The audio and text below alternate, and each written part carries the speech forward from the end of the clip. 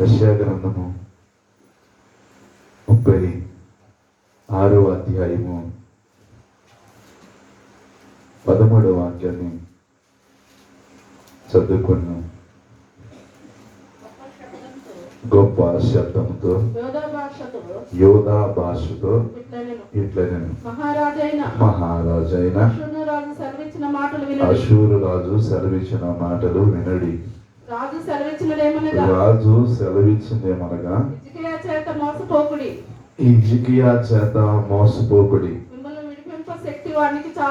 మిమ్మల్ని విడిపింప శక్తి వానికి చాలదు. యెహోవాను బట్టి మిమ్మును నమ్మించి యెహోవా మనలను విడిపించును. ఈ పట్టణము అషూరు రాజు చేతిలో చిక్కకపోవునని హిజ్కియా చెప్పుచున్నాడే. చూడండి,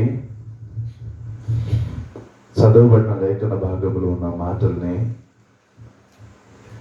అషూరు రాజు తన మనుషులను పంపించాడు, తన సేనలను పంపించాడు. ఎక్కడికి? యోధా రాజు అయిన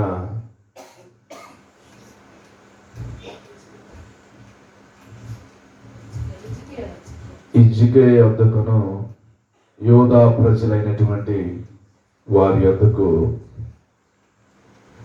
అషూరు రాజు తన సేనలను పంపించాడు, తన సేవకులను పంపించాడు, తన అధిపతులను పంపించాడు. హలో యోధా వారులారా, యోధా ప్రజలారా, యోధా జనాంగమా, హిజ్కియా చేత మీరు మోసపోకుడి. ఎవరి చేత?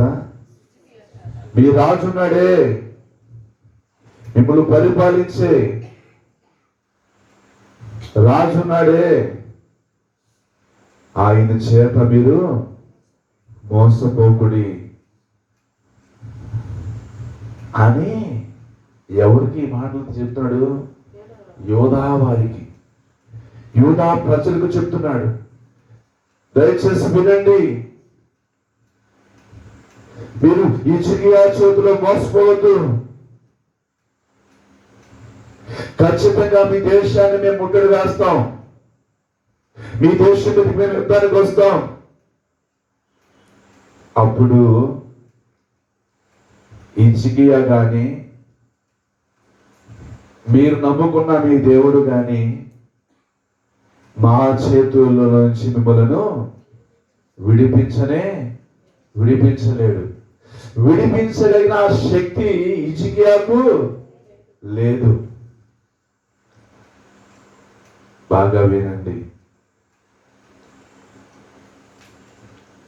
ఈ మాటల్ని యూదా ప్రజలకు తెలియజేస్తా ఉన్నారు అషూరు రాజు యొక్క సేవకులు.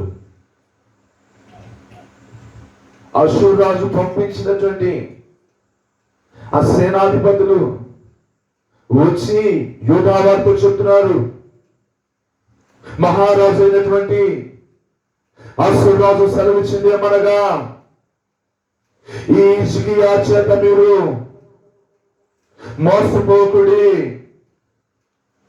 అషూరు రాజు చేతుల నుండి మిమ్మల్ని విడిపించుటకు, మిమ్మల్ని రక్షించుటకు ఈ హిజ్కియాకి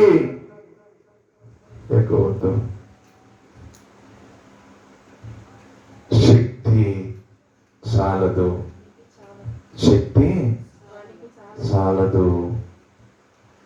హిజ్కియాకు శక్తి లేదు. హిజ్కియా మిమ్మల్ని విడిపించలేడు. హిజ్కియా మిమ్మల్ని రక్షించలేడు. హిజ్కియా మిమ్మల్ని కాపాడలేడు. ఆ శక్తి వానికి లేదు అని అంటూ హిజ్కియానే కాకుండా దేవదేవుడైనటువంటి యెహోవాను గురించి కూడా మాట్లాడిన. చూడండి 15, యెహోవాను బట్టి మిమ్మల్ని నమ్మించి యెహోవా మనలను విడిపించును. ఈ పట్టణము అష్షూరు రాజు చేతిలో అష్షూరు రాజు చేతిలో పోవునని చిక్కుకుపోవనని హిజ్కియా చెప్పుచున్నాడే. అవును. హిజ్కియా రాజు.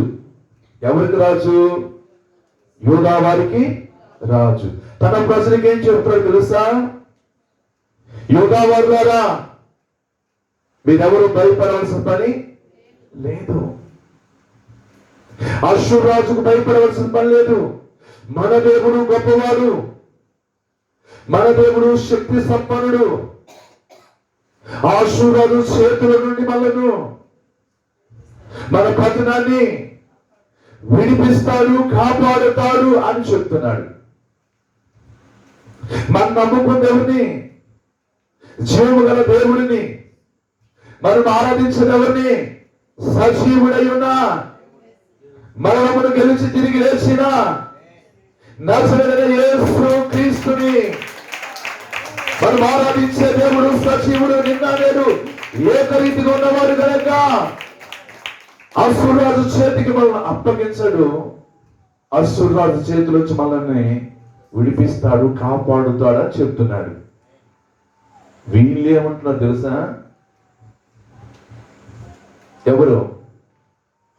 అష్షూరు రాజు పంపించినటువంటి ఆ సేనలు ప్రజలను పిరికి వాళ్ళుగా,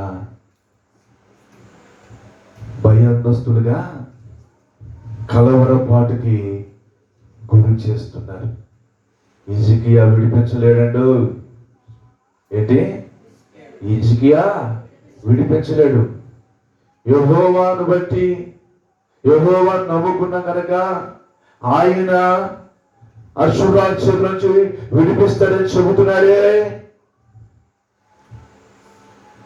హిజ్కియా వల్ల అయినా కాదు, హిజ్కియా నమ్ముకున్నా, మీరు నమ్ముకున్నా మీ దేవుడి వల్ల కాదన్నట్టుగా ప్రజలు భయాందోళనకు, కలవరాలకి గురి చేస్తా ఉన్నారు. బాగా వినండి. ఇప్పుడు ప్రజలు ఎలా ఉంటారంటారు? ఇప్పుడు నిజంగానే మోసం చేస్తారనుకుంటారు. మన రాజు నిజంగానే మోసం చేస్తున్నాడు అనుకుంటారు. నిజమేనేమో, ఆయనకు ఆ శక్తి లేదేమో, నిజమేనేమో, ఒకవేళ విడిపించలేడేమో అన్నంత అనుమానం కలిగేలాగా, కలవరపడేలాగా, భయపడేలాగా, భీతి చెందేలాగా మాట్లాడుతున్నాడు. ఎవరు? అష్షూరు రాజు.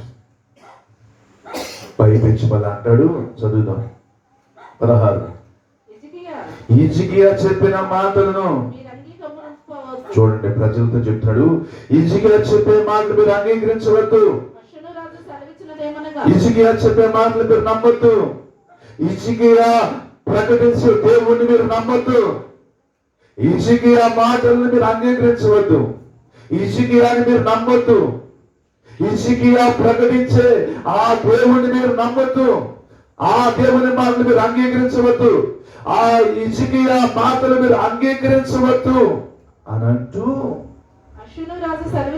అష్షూరు రాజు సెలవిచ్చిందేమనగా, నాతో గనక సంధి చేసుకుంటే మీలో నుంచి, మీ పట్టణముల నుంచి, మీ దేశముల నుంచి నా యొద్దకు గనక వస్తే, నాతో మీరు రాజీ పడితే, నాతో మీరు సంధి చేసుకుంటే, నాతో మీరు సమాధానపడి నీ కాళ్ళు మొక్కుతామయ్యా, నీ దాసులుగా ఉంటామయ్యా, నువ్వు పెడితే తింటామయ్యా, నువ్వేదైనా పనిస్తే పని చేసుకొని బతుకుతామయ్యా, నీ దయలో నేను, నా పిల్లలు, నా కుటుంబము అయ్యా అన్నట్టుగా కనుక ఒకవేళ మీరు నాతో సమాధాన పడితే, నాతో మీరు సంధి చేసుకుంటే, నాతో కనుక ఒకవేళ మీరు నా యొద్దకు మీరు బయటికి వచ్చేస్తే, ఈ మాటలు చెప్పేది ఎవరు? చెప్పట్లా? అష్షూరు రాజు. బయటకు వచ్చేసేయండి, నా యొద్దకు వచ్చేసేయండి.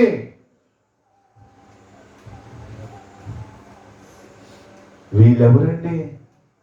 ఆరాధించేవాళ్ళు కదా. వీళ్ళెవరండి? స్తుతించేవాళ్ళు కాదా? యోధ అంటే ఏంటి? స్తుతి. ఇప్పుడు అష్షూరు రాజు ఏమన్నాడు? నా యొద్దకు వచ్చేసేయండి. ఏమంటున్నాడు? నా యొద్దకు వచ్చేసేయండి. స్తుతించేవాడిని, ఆరాధించేవాడిని, సజీవుడైన దేవుణ్ణి కలిగిన వీళ్ళని అష్షూరు రాజు మాటల చేత భయపెట్టి కలవరపరిచి భీతి చెందేలాగా చేసి, ఇదిగో హిజ్కియా చేత మీరు మోసపోవద్దు. హిజ్కియా చెప్తాడే, దేవుడిని యెహోవాను బట్టి మనం ఆయన నమ్ముకున్నాం కనుక ఆయన చేతుల నుంచి మనం విడిపిస్తామని చెప్తాడే. హిజ్కియాకు ఆ శక్తి లేదు, విడిపించలేడు. కాబట్టి మీరు మోసపోవద్దు, దయచేసి మీరు నా యుద్ధకు వచ్చేసేయండి. యూదా వారులారా నాతో సంధి చేసుకోండి, యూదా వారులారా నాతో సమాధాన పడిపోండి అని అష్షూరు రాజు మాటల్ని తెలియచేశారు. చదువు. మీలో ప్రతి మనిషి తన ద్రాక్ష చెట్టు ఫలమును, తన అంజూరపు చెట్టు ఫలములను తినుచు తన బావి నీళ్లు త్రాగుచు ఎవరైతే నాతో సంధి చేసుకుంటారో వాళ్ళతో చెప్తున్నాడు. ఎవరైతే నాకు లోబడతారో, సాగిలు పడతారో, నాకు దాసులైపోతారో వారంట తన అంజూరపు యొక్క ఫలములు వారు తినచ్చు, తమ యొక్క ద్రాక్ష చెట్టు యొక్క ఫలములు వారు అనుభవిస్తూ తమ యొక్క బావిలో నీళ్లను వాళ్ళు త్రాగుచూ ఉండొచ్చు అంట. బంపరాపరం. ఏ ఆపరం? బంపరాపరం. ఇంకేముంది? సైరా అంటే పోలేసుకోవచ్చు. ఇక నువ్వే మా రాజువయ్యా అనొచ్చు, నువ్వే మా దేవుడు అయ్యా అనొచ్చు, నువ్వే మా నాయకుడు అయ్యా అనొచ్చు, నీకు మేము సలాము గులాము అనొచ్చు. ఎందుకు? బ్రతకనిస్తానన్నాడు, తినటానికి ఆహారం ఇస్తానన్నాడు, తోటలను ఇస్తానన్నాడు, బావినిస్తానన్నాడు, బావి నీళ్లు కూడా తాగొచ్చు అన్నాడు. ఇంకేంటి? హిజ్కియా నమ్ముకొని హిజ్కియా చేతిలో మోసపోయే కంటే ఇది బెటరా కాదా అని కొంతమందికి వచ్చిందా రాదా? మాట్లాడండి. కొంతమందికి వచ్చిందా రాదా? ఇదేదో బాగుంది, ఇదేదో బెటర్గా ఉంది, బ్రతకొచ్చు, హాయిగా ఉండొచ్చు, పొలములు చేసుకోవచ్చు, పంటలు పండించుకోవచ్చు, పొలములు తినొచ్చు, బావుల నీళ్లు తాగొచ్చు, ఇదేదో బెటర్ అయిన ఆఫర్గా ఉంది అని సంధి చేసుకునే వాళ్ళు ఉంటారు లేదా? రాజీ పడిపోయే వాళ్ళు ఉంటారు లేదా? సాగిలు పడిపోయే వాళ్ళు ఉంటారా లేదా? ఒకవేళ అదే మాట నిన్ను అడుగుతున్నాడు ఈ రోజున, నీ దగ్గరికి వచ్చి సాతాను ఆలోచన కలుగు చేసి, నీకు తలంపులు కలుగు చేసి, ఒకవేళ ఎవరినో నీ యొద్దకు పంపించి అష్షూరు రాజుగా తన సేనలను పంపించినట్లుగా ఎవరినో ఒకరిని ఎత్తుకు పంపించి ఇలాంటి మాటలు చెబితే, ఇలాంటి ఆఫర్ని ఎదురు పెడితే ఏం చేస్తావు? ఆరాధన లేదు,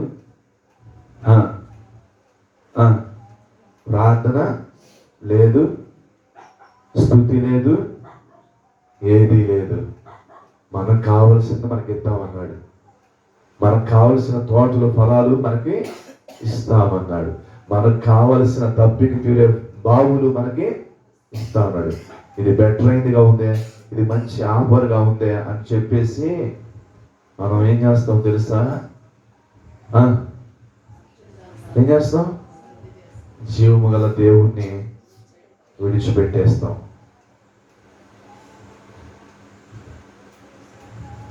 జీవము గల దేవుణ్ణి విడిచిపెట్టేస్తాం.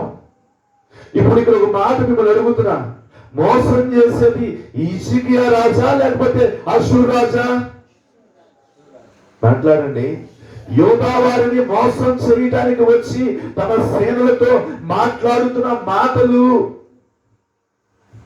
ఆఫర్లు ఇచ్చి, ఫలాలు ఇచ్చి, తోటలు ఇచ్చి, బావులు ఇచ్చి, నీళ్ళు ఇచ్చి మిమ్మల్ని బ్రతకనిస్తాను, మీరు నాతో సంధి చేసుకుంటే, సమాధాన పడితే, మీరు మాకు సాగిలి పడితే, మీరు మాకు దాసులైపోతే అని చెప్పే మాటలు హిజ్కియా మోసం చేస్తున్నాడా, అష్షూరు రాజు మోసం చేస్తున్నాడా? ఇక్కడ గమనించాలి, నీ దగ్గర కూడా వస్తారు ఇటువంటి వాళ్ళు. అష్షూరు రాజు యొక్క సేనలు, అష్షూరు రాజు యొక్క దూతలు నీ దగ్గర కూడా వస్తాయి. ఆఫర్లో నీ ఆత్మీయతని చెడగొట్టడానికి, నీ భక్తిని చెడగొట్టడానికి, నీ స్తుతిని, నీ ఆరాధన, నీ ప్రార్థన, నీ పరిశుద్ధతని, దేవునిపై నీకున్న అచంచలమైన విశ్వాసాన్ని, నమ్మకాన్ని చెడగొట్టడానికి నీ దగ్గర కూడా వస్తారు. వచ్చి భయపెడతారు, కలవరపరుస్తారు, భయాందోళనకు గురి చేస్తారు. ఆ సమయంలో నీకుగా దిక్కు లేనంతగా విడిపించేవారు లేరు అన్నట్టుగా, రక్షించేవారు లేరు అన్నట్టుగా మాట్లాడతాడు. అప్పుడు మరలా భయపడుతూ కలవరపడుతున్న నీ ముందు మరలా ఏం చూపిస్తాడు? ఆశ చూపిస్తాడు. బ్రతకటానికి ఆశ చూపిస్తాడు, తినటానికి ఆశ చూపిస్తాడు, త్రాగటానికి ఆశ చూపిస్తాడు. నువ్వేం చేస్తావు? మోసపోకుండా ఉంటావా? మాట్లాడొచ్చుగా. మోసపోకుండా ఉంటావా? మాట్లాడే మోసపోకుండా ఉంటావా? అది నీ ఇంటికి చుట్టాలు వస్తేనే ఆ రోజుకి ఆరాధన మానేస్తావు. మోసపోయినట్టు కదా. మాట్లాడండి. నిన్ను కూలికి పిలిస్తే ఈరోజు మగతా ఎక్కువ కూలి, ఎక్కువ డబ్బులు పడతాయి అంటే ఎర్రేస్తే ఆ డబ్బులకు ఆశపడి నువ్వు ఆరాధన కూడా మానేసి వెళ్ళవా? మోసపోతాం కాదా? అది చుట్టాలు వచ్చారని ఇంటికాడ ఉండటం అది మోసపోయినట్టే. మగతా కూలికి ఎక్కువ పడితే డబ్బులు అని చెప్పేసి పనికి వెళ్ళటం మోసపోయినట్టేగా. ఇప్పుడు వీడు కూడా అదేగా చేశాడు. హిజ్కియా విడిపించలేడు, అతనికి ఆ శక్తి లేదు. యెహోవాను బట్టి, ఒకవేళ హిజ్కియా నమ్ముకున్న మాటలు బట్టి మీరు అంగీకరించవద్దు. హిజ్కియా చెప్పే మాటలు మీరు అంగీకరించవద్దు. మీకు ఒక ఛాయిస్ ఇస్తున్నా, సది చేసుకోండి, సమాధాన పడండి, బ్రతకనిస్తా. మీ తోటలు మళ్ళీ మీ ఫలాలు మీరు అనుభవించవచ్చు. హాయిగా బావిలో నీళ్ళు తాగొచ్చు. లేదంటే నేను ఏం చేస్తాను నాకే తెలీదు. మీ కుటుంబాల్ని, మీ పిల్లలను, మీ భార్యల్ని ఈడ్చుకుపోతా, ఇబ్బందులు గురి చేస్తా, శరల్లో వేస్తా, శ్రమల పాలు చేస్తాను అన్నాడు అనుకోండి. ఇది బెటరా, అది బెటరా? ఏది బెటరు? ఇబ్బందులకి, శ్రమలకు అది బెటరా? హాయిగా సది చేసుకుని సమాధానపడి తోటల్లో ఫలాలు అనిపిస్తూ, బావుల్లో నీళ్లు తాగుతూ జీవించడం బెస్ట్? ఏది బెస్ట్? ఏది కోరుకుంటా?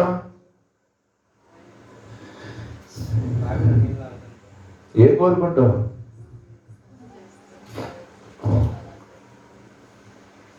మోసపోయే ప్రతి ఒక్కరు కూడా ఏం కోరుకుంటారంటే, ఇంకేముంది, ఆయన సంప్రాణ చంపుతాడు, బాధ పెట్టనా బాధ పెట్టాడు, శరలోనైనా వేసి హింసిస్తాడు. అది ఆ శరలోకి వెళ్ళే కంటే, ఆ బాధలు అనిపించకంటే, మరణించే కంటే ఇదేదో బెటర్ అయిందిగా ఉంది, బ్రతకనిస్తానన్నాడు. మీ తోటలో ఫలాలు మీరు అనుభవించవచ్చు అన్నాడు. మీ బావుల్లో మీరే తాగొచ్చు అన్నాడు. మీ భార్య పిల్లలతో మీరు హాయిగా ఉండొచ్చు అన్నాడు. ఏముంది, విడిచిపెట్టి నా యొద్దకు రమ్మంటున్నాడు, నాతో సంధి చేసుకోమన్నాడు. చేసుకుంటే పోలా, వెళితే పోలా, ఏం మాట్లాడే, ఊరెళ్తే పోలా, ఈరోజు ఎగ్గొట్టి ఆరాధన, పనికి వెళ్తే పోలా, ఈరోజు చుట్టాలు వచ్చారని ఉంటే ఇంటికాడ పోలా. ఈ తత్వాంగం జరగట్లేదా? మోసపోవట్లేదా మీరు ఆరాధన ఎగ్గొట్టి? ఇప్పుడు నేనంటా మంచాన పడ్డాను, లేగలేదు, ఈ పూట నేను రాలేకపోయా. నువ్వు కూడా మంచాన పడలేదుగా. నాకులాగా లేవలేని నిస్సత్తులోకి నీ అవయవాలు పని చేయలేని, నీ హార్ట్ బీట్ రేజ్ అయిపోయి, నీ బ్రెయిన్ బాగా ఇదైపోయి, నీ కిడ్నీలు బాగా ఇదైపోయి అంత పరిస్థితి, నీ కాళ్ళు చేతులు ఆడినంత పరిస్థితికి, ఊపిరి తీసుకున్నంత పరిస్థితికి రాలేదుగా అంటే నువ్వు మోసపోయావా లేదా? నీ అవయవాలు పని చేస్తున్నాయి, ఒంట్లో బాగుంది, అన్ని బాగానే ఉన్నాయి, కానీ నువ్వేం చేసావు తెలుసా? వాడు వేసిన ఎరలో నువ్వు పడిపోయావు. ఇషికియా కాదు ఇక్కడ మోసం చేస్తుంది. అషూరు రాజు మోసం చేస్తున్నాడు. అషూరు రాజు సాతాను సంబంధి. అషూరు రాజు సాతాను. ప్రతి ఆత్మీయ ఎత్తుకు వెళ్తాడు, ప్రతి విశ్వాస ఎత్తుకు వెళ్తాడు, ప్రతి సేవకుని ఎత్తుకు వెళ్తాడు, ప్రతి సంఘం ఎత్తుకు వెళ్తాడు మోసం చేయటానికి. అర్థమైందా? అప్పుడు ఏం చేస్తాడు? ఆడి మీద సాటిలు చెప్పుకుంటాడా? ఆవిడ మీద వాడి నెపాలు మోపుకుంటాడా? వాడి మీద వాడి బలహీనత చెప్పుకుంటాడా? హిజ్కియా బలహీనుడు, హిజ్కియాకు శక్తి లేదు, హిజ్కియాకు సాలదు, హిజ్కియా ఒక సవట, హిజ్కియా ఒక దత్తమ్మ. అవునా? అరే మనకు తెలియదురా. నీకేం పుట్టించాడు? డౌట్ పుట్టించాడు. నీకేం పుట్టించాడు? అనుమానాన్ని పుట్టించాడు. నీకు ఒక అపనమ్మకాన్ని పుట్టించాడు. అంగీకరించవద్దు హిజ్కియా మాటలు. అంగీకరించినట్లయితే మీరు మోసపోయినట్టే. మీకు ఒక ఆఫర్ ఇస్తున్నా, నా ఎత్తుకు వచ్చేయండి. నా ఎత్తుకు వచ్చి సంధి చేసుకుంటే, సమాధానం పెడితే నేను మిమ్మల్ని బ్రతకనిస్తా. మీ తోట పొలాలు మీరే అనుభవించవచ్చు, మీ బావులు నీళ్ళు మీరే తాగొచ్చు అన్నారు. ఇక ఎంత చెప్పింది మళ్ళా నేనేం చెప్పేది? అదే మీ దగ్గరికి వస్తే నువ్వేం చేస్తావు? డొమ్మకాలు కొట్టేస్తావు, దమ్మకాలు కొట్టేస్తావు. అర్థమైందా? అర్థమైందా? ఆరాధనలు ఎప్పుడు ఉంటాయిగా? ఈ వారం కాకపోతే వచ్చే వారం ఉంటాయి. బల్లారాధన ఈ నెల కాకపోతే వచ్చే నెల ఉంటుంది. అర్థమవుతుందా? మనకేం కావాలి ఇప్పుడు? డబ్బులు కావాలి. మనకేం కావాలి ఇప్పుడు? బంధువులు కావాలి. మనకేం కావాలి ఇప్పుడు? ఊరు వెళ్ళటం ముఖ్యం. మనకేం కావాలి ఇప్పుడు అని మన ఆఫర్లేమో అపవాది గారు, అషూరు రాజు మన ముందు పెట్టి వేలో ఉంటేగా వాటికి మనం సంధి చేసుకుంటాం, వాటికి మనం సమాధాన పడిపోతాం, లోపడిపోతాం. మోసపోతున్నారన్న సంగతిని తెలుసుకో. ఏది ముఖ్యమో నీ ఆత్మీయ జీవితానికి? ఆరాధన ముఖ్యమా? ఊరెళ్ళటం ముఖ్యమా? ప్రార్థన ముఖ్యమా? ప్రార్థన మానేసి పనికి వెళ్ళడం ముఖ్యమా? స్తుతించడం ముఖ్యమా? బంధువులు వచ్చారని ఇంటికాడ ఉండటం ముఖ్యమా? ఏది నీకు ముఖ్యమో, ఏ ఆఫర్కి నువ్వు సంధి చేసుకుంటావో చూసుకొని ఇష్టం. ఇక్కడ గమనిద్దాం, రాయబడిన మాటల్ని ధ్యానం చేద్దాం. అటు పిమ్మట మీరు చావక బ్రతుకున్నట్లు నేను వచ్చి మీ దేశం వంటి దేశమునకు అనగా గోధుమలను, అదిగో చూడండి, గోధుమలను, ద్రాక్షరసమును గల దేశమునకును, ఆహారమును ద్రాక్ష చెట్లు గల దేశమునకును మిమ్మల్ని తీసుకొని పోదును. యెహోవా మిమ్మల్ని విడిపించునని చెప్పి హిజ్కియా మిమ్మల్ని మోసపుచ్చుచున్నాడు. ఏం చేస్తున్నాడంట? మోసపుచ్చుచున్నాడు. ఇదిగో మనకి పాలు తీరులు ప్రవహించే దేశము మన దేవుడు మనకి ఇస్తానన్నాడు. ఆ దేశములో సమృద్ధి, ఆ దేశంలో పంటలు సమృద్ధి, ఆ దేశంలో గోధుమలు సమృద్ధి, ఆ దేశంలో ద్రాక్షరసము, ఆ దేశంలో ఆహారము, ఆ దేశంలో ఉన్నటువంటివి. కనుక మనల్ని అక్కడికి తీసుకెళ్తానని చెప్పి హిజ్కియా మిమ్మల్ని ఏం చేస్తున్నాడు? మోసం చేస్తున్నాడు. మీరు చెప్పండి, వాస్తవంగా ఐగుప్తులో ఉన్న ఇశ్రాయేలుకి దేవుడు వాగ్దానం చేయలేదా? అది పాలు తేనెలు ప్రవహించే దేశం కాదా? అది ద్రాక్షల దేశం కాదా? మాట్లాడండి. ఆ దేశానికి వాళ్ళని నడిపిస్తున్నది దేవుడు కాదా? ఇప్పుడు ఏమంటాడు ఈ అషూరు రాజు? ఆ దేశములోనికి వెళితే మీకు గోధుమలని, ఆ దేశంలోకి వెళ్తే మీకు ద్రాక్షలని, ఆ ద్రాక్ష రసం అని, ద్రాక్ష తోటలని, ఆ దేశంలోకి వెళ్తే మీకు అంత సమృద్ధి అని చెప్పేసి హిజ్కియా మిమ్మల్ని ఏం చేస్తాడు? మోసం చేస్తున్నాడు. ఒక్కటి గుర్తుపెట్టుకో, ఏ దైవజనుడైనా మోసం చేయాల్సిన అవసరము లేదు. నిన్ను అక్కడ చేర్చాలి. ఎక్కడికి? నిత్య కాలానికి, నిత్య జీవములోనికి, ఆ పరలోకములోనికి, ఆ పాలు తేలు ప్రవహించు ఆ కానాను దేశంలోనికి ఇశ్రాయేలుకి ఎలాగైతే వాగ్దానము చేయబడిందో నీకు వాగ్దాన దేశం ఉంది. అదే పరలోకము, అదే నూతన యెరూషలేము, అదే సియోను. అక్కడికి చేరటమే తప్ప ఇందులో నేను మోసం చేసేదేమీ లేదు. ఏదో ఒక విధంగా చేత నేను ఎక్కడ చేర్చాలని ప్రయాసపడ్డాడు సేవకుడు? ఆ నిత్య జీవములనికి, ఆ పరలోకములనికి, ఆ నూతన యెరూషలేములనికి, ఆ సియోనులనికి నిన్ను చేర్చాలని సేవకుడు ప్రయాసపడతాడు. పలు విధాన నీతో మాట్లాడతాడు. కానీ సైతాన్ని నేనేం చేస్తాడు తెలుసా? మోసం చేస్తున్నాడు. హిజ్కియా చెప్పిన ప్రతి మాటని పెడర్థంగా మాట్లాడేటట్టు చేశాడు. చూసారా? హిజ్కియా చెప్పిన దాన్ని ప్రతి దాన్ని ఎట్లాగి చూపిస్తున్నాడు. భూతత్వంలో పెట్టి, అర్థమవుతుందా? అంత పెడార్థంగా చూపిస్తున్నాడా లేదా? అంత వ్యతిరేకంగా నీకు డౌట్ వచ్చేలాగా, నీలో ఉన్న నమ్మకాన్ని, నీలో ఉన్న విశ్వాసాన్ని పాడు చేసేలాగా, నువ్వు ఇక చెదిరిపోయేటట్టుగా నువ్వు తెలుసుకోవాలి. ఈ రోజున ఏ దైవ సేవకుడైనా ప్రయాసపడేది ఎందుకయ్యా అంటే, కష్టపడేది ఎందుకయ్యా అంటే, ఆహర్నిశలా కడుపు కట్టినా, కన్నీళ్లు విడిచినా, ఉపదేశించినా, చేతులెత్తినా ఎందుకయ్యా అంటే మిమ్మల్ని ఎక్కడికి చేర్చాలని? పరలోకానికి చేర్చాలని, ఆ నూతన యెరూషలేములోనికి, ఆ సియోనులోనికి నిన్ను చేర్చాలని. ఆనాడు బానిసత్వంలో ఐగుప్తులో మగ్గిపోతున్న ఇశ్రాయేలును విడిపించడానికి, పాలు తేళ్లు కలుగు చేసే దేశానికి నడిపించడానికి మోషేని నియమించి ఏర్పాటు చేసి వాళ్ళని విడిపించి నడిపించిన తర్వాత యెహోషువని ఏర్పాటు చేసి, ఆ తర్వాత న్యాయాధిపతులను ఏర్పాటు చేసి, ఆ తర్వాత రాజులను ఏర్పాటు చేసేటండి. ఎందుకు మాట్లాడితే ఆ వాగ్దాన దేశం అనేటువంటి ఆ కానానులోనికి మిమ్మల్ని తీసుకుని వెళ్ళాలి. అది సమృద్ధి కలిగినటువంటిది. అక్కడ ద్రాక్షారసములు, ద్రాక్ష తోటలు ఉన్నటువంటిది. అక్కడ మంచి శ్రేష్టమైన ఆహారం కలిగినటువంటిది. ఇప్పుడు ఈ సైతాన్ గారు ఏమంటాడు? అసూర్ రాజు గారు హిజ్కియా మాటల చేత మీరు మోసపోవద్దు అన్నాడు.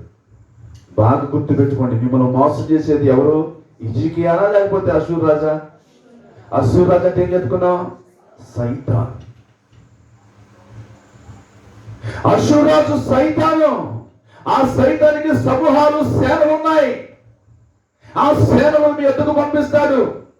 యూదా వారి ఎద్దుకు ఎలాగైతే పంపించాడో తన సేనను అధిపతులు పంపించాడు, అలాగనే సైతాను పంపుతాడు. పనుంది వస్తావా? ఊరెళ్దాం వస్తావా? వస్తున్నాం, ఇంటికాడ ఉండండి. ఏంటి వస్తున్నాం, ఇంటికాడ ఉండండి. ఒక్క తిని వండి మేసి పంపిద్ది. కానీ వస్తున్నాం ఉండండి. 2 రోజులు ఉంటారు, 3 రోజులు ఉంటారు. ఇక ఏ శక్తి బల్లారాధన రాలేదంటే చుట్టాలు వచ్చారు, ఊరు వెళ్ళాల్సి వచ్చింది, ఏ శక్తి విజయం పనికి వెళ్ళాల్సి వచ్చింది. అర్థమైనా? వాళ్ళకి అర్థం అవ్వాలిగా, నీకు అర్థమైతే ఎట్టాగా? వాళ్ళు చూడు ఉలగట్లా పలగట్లా. మరి ఉలగట్లా పలగట్లా. ఎవరి చేత నువ్వు మోసపోతున్నావు చూడు. భక్తిని, ఆత్మీయతని, పరిశుద్ధతని, ప్రార్థనని, స్తుతిని ఆయన సన్నిధికి రాకుండా నువ్వు మోసపోతున్నావు. అసూర్ రాజు సేనల యొక్క చేత, వారి మాటల చేత, వారి పెద అర్థాల చేత, దొంగ అర్థాల చేత. చూసావా? నిన్నే అన్నాడు. ఎవరు? సైతాన్ గడమ్మాయి చూసావా, ఇవాళంతా నీ మీదే పోయిందే బోధ, నువ్వేగా సరిగ్గా రావట్లేదు గ్రామానికి, నిన్నే అన్నాడు. చూసావా, లాగుతాడు. అది దేంట్లో పెట్టి చూపుతాడు, బోధంతోనే పెట్టి చూపిస్తాడు. ఇక్కడ చూడండి, చక్కని మాట్లాడండి. ఆ మాట చూడండి, అటు పిమ్మట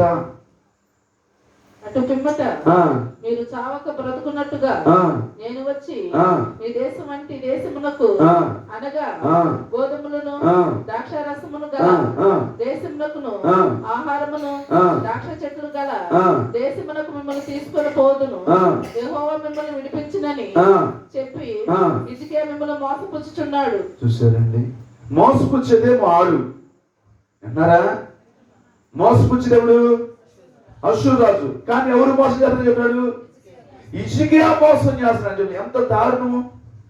అదే కనుక ఒకవేళ నమ్మితే ఏంటి పరిస్థితి? నిజమే కాబోలు అని యోగా వారు మోసపోతే పరిస్థితి ఏంటి? ఇక తిరుగుబాటు చేస్తారుగా, ఏమాయ్ తిరుగుబాటు చేస్తారు. ఇక ఇదేదో బెటర్ ఆఫర్ ఉందిగా, తోటలు ఫలాలు అనుభవించవచ్చు, బావులు నీళ్లు తాగొచ్చు, భార్య పిల్లలకు హాయిగా ఉండొచ్చు అన్నాడుగా. ఆయనకి విడిపించే శక్తి ఉందో లేదో మనకేం తెలుసు, విడిపిస్తారో లేదో మనకేం తెలుసు, కాపాడుతారో మనకేం తెలుసు. ఏమో ఆయన నమ్మిన దేవుని బట్టి ఆయన నమ్ముకున్నాడు, ఏమో ఆయన సంగతి మనకెందుకులే, మనం చూసుకున్నామంటే ఎలా ఏం చేద్దాం, రేయ్ పెద్రా, రేయ్ యాగోబా, రేయ్ మన భార్యలు మన పిల్లలు మన ముఖ్యంరా అనుకొని ఒకవేళ నా ఎంతకు వచ్చేయండి అన్నట్టు వెళ్దాం పదండ్రా, సన్ని చేసుకుందాం పదండ్రా అంటే మోసపోయినట్ట కాదా? ఈ రోజుకి మోసపోతున్నారు విశ్వాసులు, ఈ రోజుకి మోసపోతున్నారు ఆత్మీయులు. మోసం చేసేవాడు ఒకడైతే వాడేం చేస్తాడంటే, ఇదిగో మీ అయ్యగారు మిమ్మల్ని మోసం చేస్తున్నాడు. మీ అయ్యగారికి మీ మీద ప్రేమ ఏదో ఒకటి నీ నమ్మకాన్ని, నీ విశ్వాసాన్ని దెబ్బకొట్టాలి, నీకు నాకున్న ప్రేమను దెబ్బకొట్టాలి, నీకు నాకున్న అన్యోన్యతను దెబ్బకొట్టాలి, నీకు నాకున్న ఆ సహవాసాన్ని దెబ్బకొట్టాలి. లేదు నువ్వు దైవజనుకు సహకారిగా, దైవజనుకు చేతుగా, దైవజను వెన్నట్టు ఉంటున్నావు. అయితే ఏం చేయాలి ఇప్పుడు? ఎట్టగొట్టా మోసం చేయాలంటే ఏం చేయాలి ఇప్పుడు? హిజ్కియా చేతిలో మీరు మోసపోవద్దు, హిజ్కియాని మీరు నమ్ముకోవద్దు. హిజ్కియాకి విడిపించే శక్తి లేదు. అసలు హిజ్కియాకి అసలు ఏమీ తెలియదు. అసలు హిజ్కియాకి మాట్లాడుతూ రాదు. అసలు హిజ్కియాకి యుద్ధం చేయించడం, దేశాన్ని పరిపాలించడం అసలు రాజుకే దేశానికి ఎట్టాడు మనకరా, ఎన్ని వస్తాయి అంటారు, ఎన్ని కలుగు చేస్తాడు, ఎన్ని డౌట్లు పెడతాడు. కానీ ఒక్కటి గుర్తు పెట్టుకోండి, చదువుతున్న బాగా చూడండి. ఆయా జనములలో దేవతలలో ఏదైనాను తన దేశమును అష్షూరు రాజు చేతిలోని మేము ఎక్కడికైనా యుద్ధానికి వెళ్తే, దేశం మీదకి యుద్ధానికి వెళ్తే అసలు ఇంతవరకు చరిత్రలో మా చేతుల నుంచి ఏ దేవతైనా ఏ దేవుడైనా ఎవ్వరు కూడా విడిపించరా. మొన్న కొండూరు వెళ్ళాం, అక్కడ ఆ దేవుడు ఏం చేయలేకపోయాడు. విన్నావా? మొన్న వడ్లపూడి వెళ్ళాం, ఆ దేవుడు ఆమె ఏం చేయలేకపోయాడు, చేతులు ఎత్తేసాడు. ఇక మనం రైతుపడి వెళ్ళాం, ఆ దేవుడు ఏం చేయలేకపోయాడు. బాగా అర్థం చేసుకోండి. మంగళగిరి వెళ్ళాం, అక్కడ కూడా ఆ దేవుడు ఏం చేయలేకపోయాడు. గుంటూరు వెళ్ళాం, అక్కడ ఆ దేవుడు అంటే అర్థమని చెప్తున్నాను. ఈ ఊర్లన్నీ మీకు అర్థమవుతుంది. కాబట్టి ఇంతమంది పట్టణాల మీదగా వెళ్ళాము, వాళ్ళ దేవుడు వాళ్ళు నమ్ముకున్నారు, మా దేవుడు గొప్ప దేవుడు, శక్తిమంతుడు చెప్పుకున్నారు. వాళ్ళ దేవుళ్ళే వాళ్ళనే విడిపించలేకపోతే ఇప్పుడు హిజ్కియా చెప్పే దేవుడు ఏమైనా చేయగలుగుతాడా? నా చేతులను ఏమన్నా విడిపించగలుగుతాడా? చూడండి, ఆ మాట కూడా అంటాడు. చూడండి, హమాతు దేవతలు ఏమైను, ఆ హామాతు దేవతలు ఏమాయను, అర్బాదు దేవతలు ఏమైను, ఆర్బాతు దేవతలు ఏమాయను, సెపర్యము దేవతలు ఏమైను, శపర్వతీయ దేవతలు ఏమాయను, సోమరేను దేశపు సోమ్రును దేవతలు నా చేతిలో నా చేతుల నుండి సోమ్రును విడిపించిన. యెహోవా నా చేతిలో నుండి ఇదిగో చూడండి, శివరానికి ఇప్పుడు ఎక్కడికి వచ్చాడు ఇక?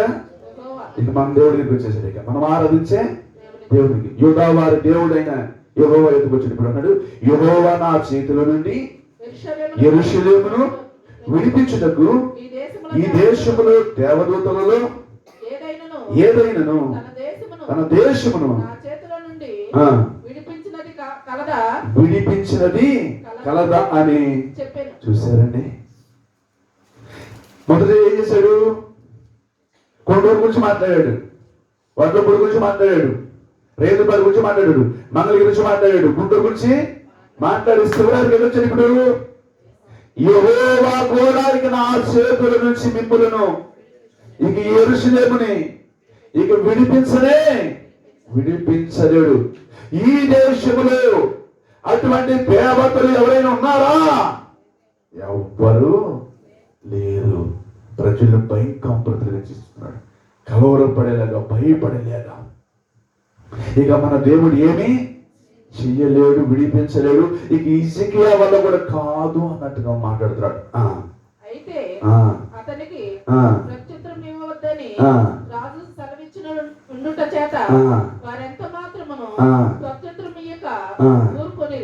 హిజ్కియా అంటాడంట, ఒరే అది కుక్క కరిచేది కాదు. ఏంటి అది? కుక్క ఏది? అషూరు రాజు కుక్క, అది కలిసేది కాదు. కలిసే కుక్కట అరవనే అరవదంట. వాళ్ళు అరుచుకుంటారు, విన్నారా?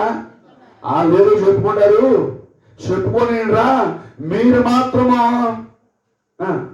ప్రత్యుత్తరం ఇవ్వవద్దు. మీరు వాడితో మాట్లాడద్దు. మీరు వాడి ఆలోచనలకు లోబడవద్దు, వినవద్దు. విన్నారా? విన్నా తిరిగి ప్రత్యుత్తరము ఇవ్వద్దు. ఇక్కడ ఒక పాఠం మీకు నేర్పాలనుకుంటున్నా. నేర్పనా? ఆది కాండంలో కూడా మనం వెళ్దాం. అవమకాయ్ అని పిలిచింది. ఎవరా? నేనే అంది. ఆగు వస్తున్నా వెళ్ళింది. ఏంటి ఇది నిజమా అంది. ఏంటి నిజం? దేవుడు మీతో చెప్పారంటగా అంది. అప్పుడు ఏం చేయాలి? ప్రత్యుత్తరము ఇవ్వకుండా ఉండాలా లేదా? మాట్లాడకుండా ఉండాలా లేదా? మాట్లాడరే ఏమాయ్? కానీ ఏం చెప్పింది? మొత్తం చెప్పేసిందా లేదా? మాట కలిపిందా లేదా? మాట్లాడేసిందా లేదా? మరి ఏమైపోయింది ఇప్పుడు? మోసపోయిందా లేదా? తిందా లేదా? కళ్ళు తెరవబడ్డాయా? దేవదూతలుగా మారిందా? మరి ఏమైంది? దిగంబర వస్త్రహీనత, మహిమను కోల్పోయి, సర్వము కోల్పోయి, సమాధానము కోల్పోయి, సంతోషాన్ని కోల్పోయి, సహవాసాన్ని కోల్పోయి, ఏదేను కోల్పోయి శివరాత్రికి బయటికి తోసివేయబడలేదా? కనుక ఒక్కొక్కసారి ప్రత్యుత్తరం ఇవ్వకూడదు. ఎక్కడైనా ప్రత్యుత్తరం ఇస్తావు. ఇక్కడ ఒకవేళ ఇక్కడ బలిపీఠం దగ్గర నుంచి నీ నుంచి దైవజనుడు ప్రత్యుత్తరాన్ని ఒకవేళ కోరుకుంటే మాత్రం ఇది నిజమా? ఎవరన్నారు? ఎవరు చెప్పారు? మొత్తం చెప్పేసిందా లేదా? మొత్తం మాట్లాడిందా లేదా? మాట కలిపేసిందా లేదా? అదే ఇక్కడ ఉన్న మాట్లాడమ్మా. ఏమ్మా ఎవరు మోసం చేస్తున్నారు? హిజ్కియా మోసం చేస్తాడా? అషూరు రాజు మోసం చేస్తాడంటే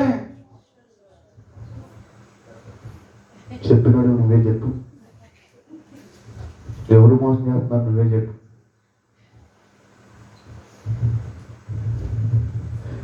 ఎక్కడ ప్రత్యుత్తరం ఇవ్వాలి అక్కడ ప్రత్యుత్తరం ఇవ్వాలి. ఎక్కడ మాట్లాడాలో అక్కడ మాట్లాడాలి, ఎక్కడ సైలెంట్ అయిపోవాలి అక్కడ సైలెంట్ అయిపోవాలి. అంతేనా కదా? ఇప్పుడు ఇసికి అన్నాడు, "అబ్బాయి, వాడు మిమ్మల్ని మోసం చేసేవాడు, నేను కాదు మోసం చేసేది." కాబట్టి వాడు ఏమన్నా ఇందాక కుక్క, ఏంటి కుక్క, వాడు కుక్క, అరిసే కుక్క. అది కరటం చాలుగా దానికి అరుచుకుంటారు, చెప్పుకోండి. మీరు మాత్రం వాడికి ప్రత్యుత్తరము ఇవ్వవద్దు అన్నాడు. ఆ హిజ్కియా మాట ప్రకారంగా జనులు వాడికి ప్రత్యుత్తరం ఇవ్వలేదు. మీరు కూడా నేర్చుకోండి, మీరు కూడా వివేకాన్ని ఉపయోగించండి. ఎక్కడ మాట్లాడాలో అక్కడ మాట్లాడండి, ఎక్కడ మాట్లాడకూడదో అక్కడ మాట్లాడబాకండి, ఎక్కడ సైలెంట్గా ఉండదో అక్కడ సైలెంట్గా ఉండండి, ఎక్కడ వదలాలో అక్కడ వదలండి. పిల్లలారా, ఇక్కడ పప్పులు ఉడుకుతాయా? వాడు ఆలోచనలు పనిచేస్తాయా? వాడు అటాక్ చేయగలుగుతాడా? మీ మీద దాడి చేయగలుగుతాడా? మిమ్మల్ని కుదుపెడతా ఉన్నాడు, మిమ్మల్ని ఒక ఆట ఆడుకుంటా ఉన్నాడు, మిమ్మల్ని భయక్రాంతులు చేసి కలవరపరిచేసి ఎలాగోలాగా సరే వాడి వైపుకు తిప్పుకుందాం అనుకున్నాడు. వాడి ఏసాలన్నీ తెలిసిన హిజ్కియా రాజు ముందుగానే చెప్పాడు, "ఒరే, వాడు ఎంత వాగినా కేకలు వేసినా భయపెట్టినా గాండ్రు పెట్టినా మీలో ఎవరు తడవద్దు, భయపడవద్దు, వాడికి ఎటువంటి ప్రత్యుత్తరమో ఇవ్వద్దు" అన్నాడు. గృహ నిర్వాహకుడును హిల్కీయాను కుమారుడు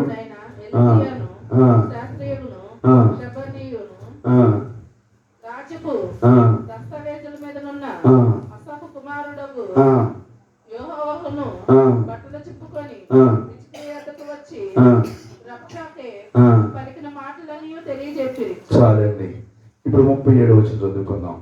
హిజ్కియా విని తన బట్టలు చుట్టుకొని గోని పట్ట కట్టుకొని యెహోవా మందిరమునకు పోయి గృహ నిర్వాహకుడకు హిల్కీయాను, శాస్త్రవేత్తను షబాను, యాజకుల పెద్దలను, ఆమోజు కుమారుడను ప్రవర్తనైన యెషయాకు పంపెను. వీరు గోని పట్ట కట్టుకున్న వారై అతని యొద్దకు వచ్చి అతనితో ఇట్లనిరి, హిజ్కియా సెలవిచ్చినదేమనగా, ఈ దినము శ్రమయు శిక్షయు దోషణయు గల దినము. పిల్లలు పుట్ట వచ్చింది గాని కనుటకు శక్తి చాలదు.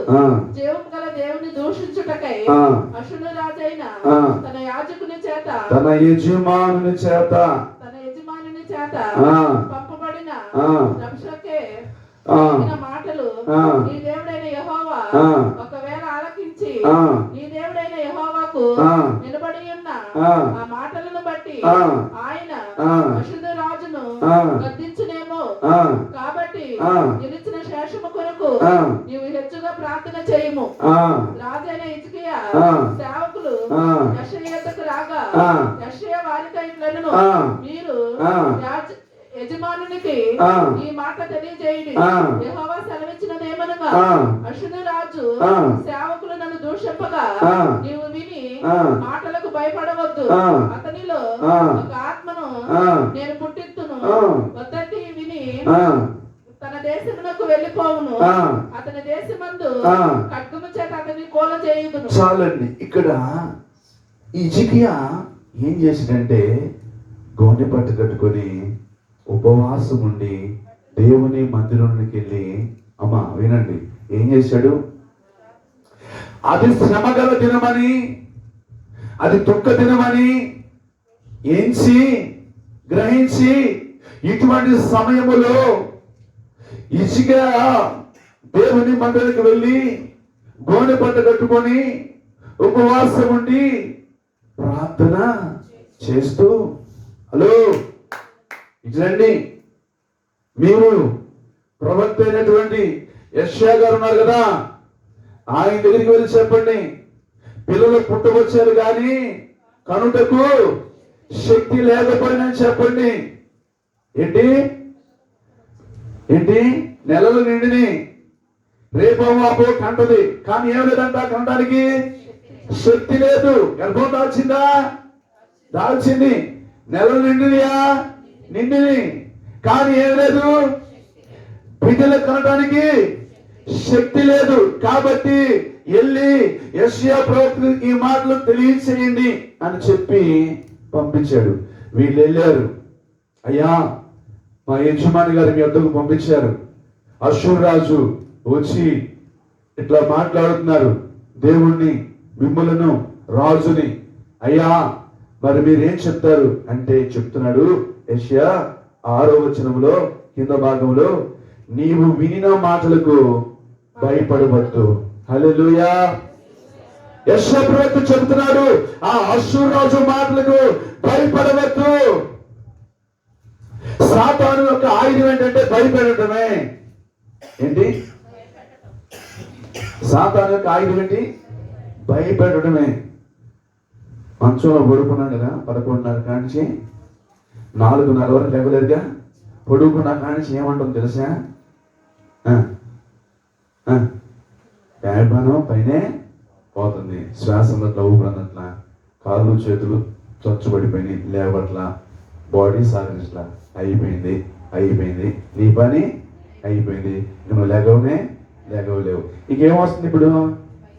ఓ పక్కన ఆలోచనలు అలా వస్తున్నాయి, మనసులు అలా వస్తున్నాయి, అవయవాలు సహకరించట్లా, గుండె కొట్టుకుంటుంది. ఇవన్నీ జరుగుతున్న పరిస్థితిని బట్టి ఏమొస్తుంది? పడేసే ఆయుధం ఏంటిగా? భయమైన ఆయుధమేగా. వాడు వాడే ఆయుధం ఏంటి? భయమైన ఆయుధంగా. ఇంకా భయపెడుతున్నాడుగా, ఇంకా కలవరపడుతున్నాడుగా. ఇక్కడ అదే జరుగుతుంది. అశ్షూరు రాజు వచ్చి ఏమైతే మాట్లాడాడో ఆ మాటలు బట్టి హిజ్కియా రాజు దేవుని మందిరంలోకి వెళ్ళి గోడెపట్టు పెట్టుకొని ఆ ఏడుస్తూ ప్రార్థన చేస్తూ ప్రవక్తని యెషయాకు పంపిస్తే వారితో చెప్పాడు, వాని మాటలకు భయపడవద్దని చెప్పండి మీ యజమానికి. మీ యజమానికి చెప్పండి, మీ రాజుకు చెప్పండి, మీరు భయపడవద్దు. దేవుడు ఒక ఆత్మను పుట్టించబోతున్నాడు, ఒక వదంతిని పుట్టించబోతున్నాడు. ఏమీ లేదు, వాకిన కుక్క వాగి అరిసిన కుక్క అరిసి తిరిగి మరలా దేవుడే వాడి దేశానికి పంపించేస్తాడు. మీ చేతులకు మట్టి అంటకుండా, మీ మీదకి ఏది రాకుండా అక్కడ వాడి దేశంలో వాడే ఖడ్గం చేత చంపబడతాడు. హల్లెలూయా.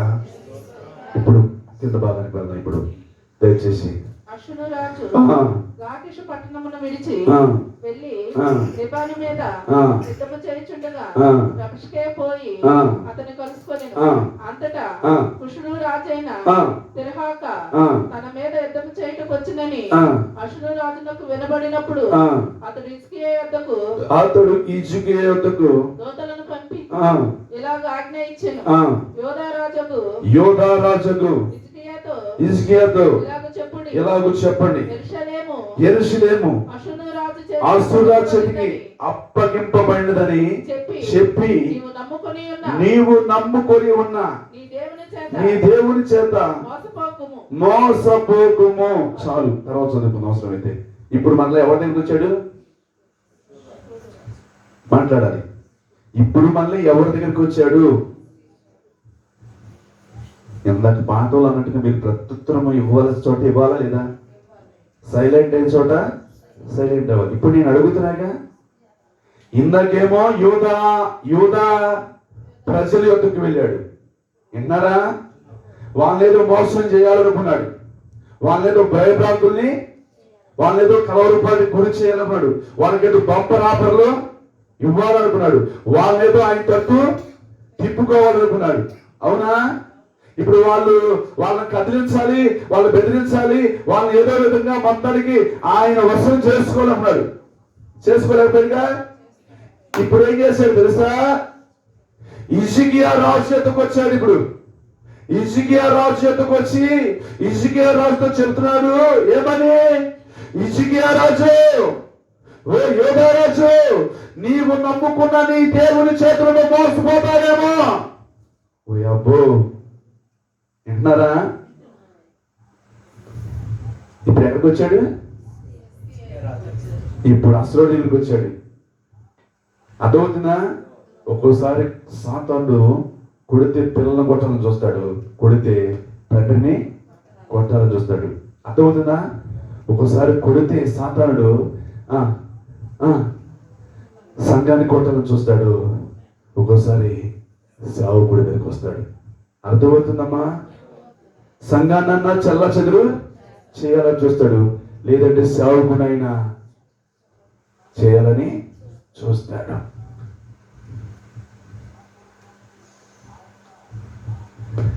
ఇప్పుడు యూదా రాజైనా హిజ్కియా కూర్చున్నాడు. ఇదిగో యూదా రాజైన హిజ్కియా, బలే ఉన్నావా? నువ్వు నమ్ముకున్న దేవుడు చదువు మోసపోతున్నావేమో చూడు.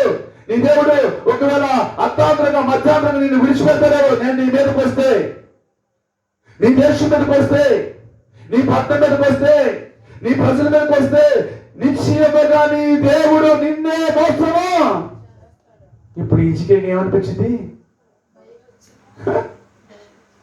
మాట్లాడండి. ఉదాహరణకు ఓ మాట చెప్పనా?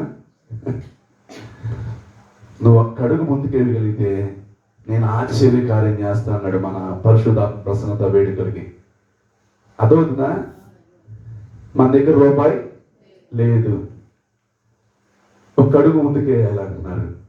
నువ్వు సాహసించగలిగితే, విశ్వాసంతో నువ్వు తెగించగలిగితే అంటున్నారు పరిశుద్ధాత్మ దేవుడు. అవునా? చేతిలో రూపాయి లేకుండా ఏం తెగించను, ఏం చేయగలను, నేను ఎలా ముందుకి వెళ్ళగలను? అనుక్షణం ఏమొస్తుంది? భయము, డౌటు, అనుమానం. ఎలా ముగించబడతాయి, ఎలా చేయగలుగుతావు ఈ మీటింగులు? వస్తుందా రాదా? ఇప్పుడు మనకి ఏమైనా 10 మంది ఉద్యోగస్తులు ఉన్నారా? లేరుగా. మీరందరూ ఎక్కడ కష్టపడే, మీకు మాత్రము కూడా అందరికి మాత్రమే కదా. ఏమ్మా?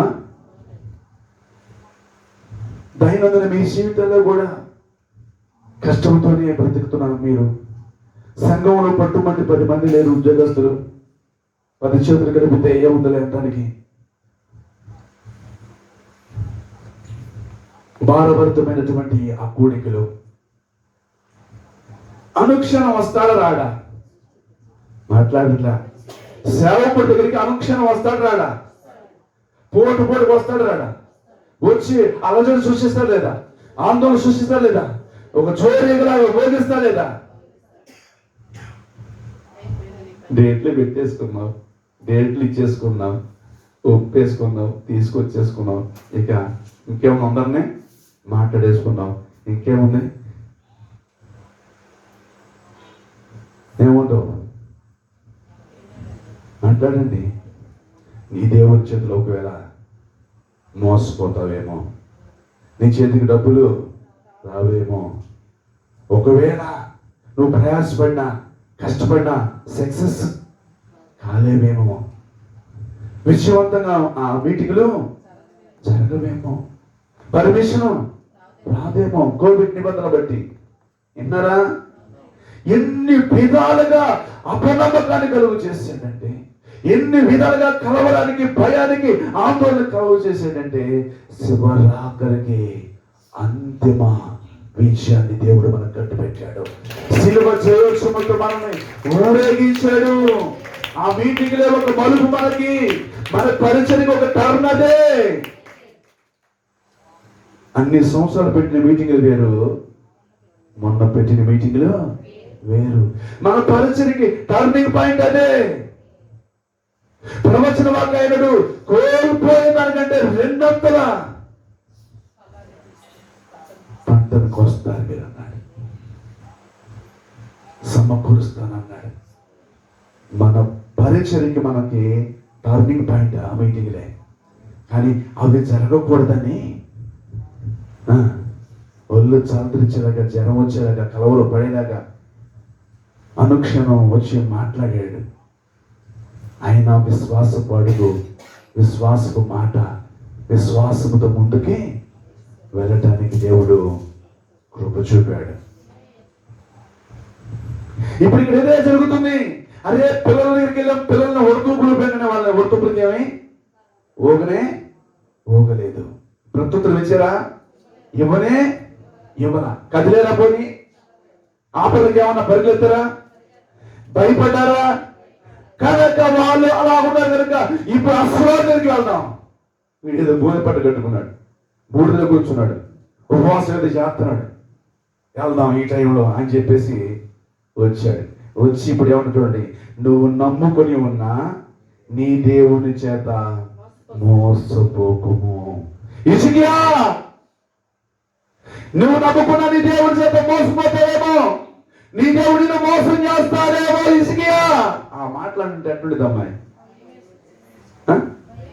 అసలు ఆ మాటలు ఏంటంటే వినిపిస్తుంటే వాడు ఒక జోరీగలాగా వచ్చి మాట్లాడుతుంటే విశ్వాసం ఉన్నప్పటికీ నేను చెదరగొడతాడు లేదా?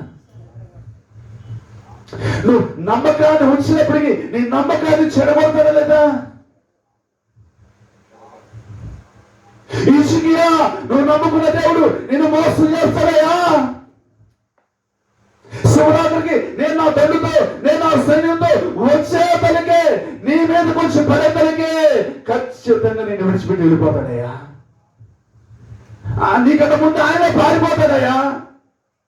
ఎవరి మీద చెబుతాడు? హిజ్కియా నమ్ముకున్న దేవుని మీద చెబుతున్నాడండి. ఈ దేవుడు నిన్ను మోసం, ఒక్క మాట అడగనా? అసలు దేవుడు మోసం చేస్తాడా? తన పిల్లలను మోసం చేస్తాడా? తన బిడ్డలను మోసం చేస్తాడా? తన కుమారులను కుమార్తెను మోసం చేస్తాడండి? అలా మోసం చేసేవాడైతే తన ప్రియ కుమారుడైన యేసుక్రీస్తు ప్రభువాన్ని ఎందుకు ఈ లోకానికి పంపిస్తాడు? మన కొరకు ఆయన ఎందుకు అనుగ్రహిస్తాడు? తన రక్తాన్ని ఎందుకు ధారపోస్తాడు? తన శిలువ మరణాన్ని ఎందుకు పొందుతాడు? ఆయన మరణమును జయించి తిరిగి లేచి మరలా మన కొరకు ఆయన పరలోకాన్ని ఎందుకు సిద్ధపరుస్తున్నాడు? మోసం చేసేవాడు సిద్ధపడతాడా? నేనుండు స్థలములో మీరుండు లాగున నేను మరలా వచ్చి మిమ్మల్ని తీసుకొని వెళ్తానన్నాడుగా. ఆయన ఎందుకు మోసం చేస్తాడు? మాట ఇచ్చిన వాడు నమ్మదగిన వాడు కాదు, కానీ మోసం చేసేది ఎవడో తెలుసా? సాతానుడు నీ దగ్గరికి వస్తాడు, నా దగ్గరికి వస్తాడు, నీ కుటుంబంలోకి వస్తాడు, నీ భర్త దగ్గరికి వస్తాడు, నీ భార్య దగ్గరికి వస్తాడు. ఎవరినో ఒకరు కదిలించేయాలని, ఎవరినో ఒకరు భయపెట్టి కలవరపరిచి, ఎవరినో ఒకరు విశ్వాసాన్ని దెబ్బకొట్టాలని చూస్తాడు. మోసపోవద్దు దయచేసి. చూడండి, నాకు రాసిన మాటలు చూడండి. అశ్వరాజు సకల దేశం బొత్తిగా నశింపజేసే సంగతి నీకు హిజ్కియా. అశ్వరాజు చుట్టుపక్కల ఉన్న దేశాన్ని బొత్తిగా అసలు మొలకలు లేకుండా, పిలకలు లేకుండా ఏం చేశాడంట? నశింపజేసే సంగతి నువ్వు విన్నావుగా, నీకు తెలిసిందిగా. పలానా వారి మీదకి వెళ్ళాడు, ఇంత చెప్పానే కొన్ని పేర్లు, చుట్టుపక్కల అవన్నీ నేను విన్నావుగా. నువ్వు రాజువేగా. పలానా రాజు ఆ దేశం మీదకి వెళ్ళాడంట, పలానా రాజు పలానా దేశం మీదకి వెళ్ళాడంట. ఆ దేశాల మీదకి వెళ్ళింది నేనే కదా. బొత్తిగా వాళ్ళని నిర్మూలన చేసింది నేనేగా. బొత్తిగా వాళ్ళని నాశనం చేసింది నేనేగా. ఆ సంగతి నువ్వు వెలుగుదు కదా. ఎంత భయపెడుతున్నాడండి. విన్నావా? మొన్న కిడ్నీ ఫెయిల్ చనిపోయినట్టుగా విన్నావా? నేను మాట్లాడరే ఏ పెత్రాడా లేదా? షుగర్ పెరిగినట్ట, షుగర్ లెవెల్ పెరిగి అన్నట్టు అయింది. ఇది పెత్రాడా లేదా? ఏం మాట్లాడరే అంటే ఆడు అంటున్నాడు, ఆ పట్టణాన్ని నేను స్వాధీనం చేసుకోవడానికి వెళ్ళినప్పుడు సమూల నాశనము చేసిన సంగతి నువ్వు విన్నావుగా. ఆ రోగం తగ్గదన్నారంటగా, వైద్యశాస్త్రం గ్రహించలేదంటగా, అది మందు లేదంటగా, దాని క్యాన్సర్ అంటగా. విన్నావు? ఇప్పుడు అన్ని హాస్పిటల్ తిప్పి తీసుకొచ్చి ఇంట్లో పెట్టాను సంగతి విన్నావా లేదా? మాట్లాడరా బాబు. వినగా నీకేముంటుంది ఇప్పుడు? భయం. ఆ రోగం నాశనం చేసిందని, అప్పుడు సమస్యలకు వెళ్ళిపోయారని, కుటుంబ సమస్యలకు వెళ్ళిపోయారని. ఎన్నిటి కారణం ఎవరు? నేనే అని అంటున్నాడు వాడు. ఎవరు? ఆ కుటుంబాన్ని నాశనం చేసింది ఎవరు? రోగాలతో నాశనం చేసింది ఎవరు? అప్పులతో నాశనం చేసింది ఎవరు? క్యాన్సర్తో నాశనం చేసింది ఎవరు? ఇలాగ చేసింది ఎవరో తెలుసా? విన్నావుగా.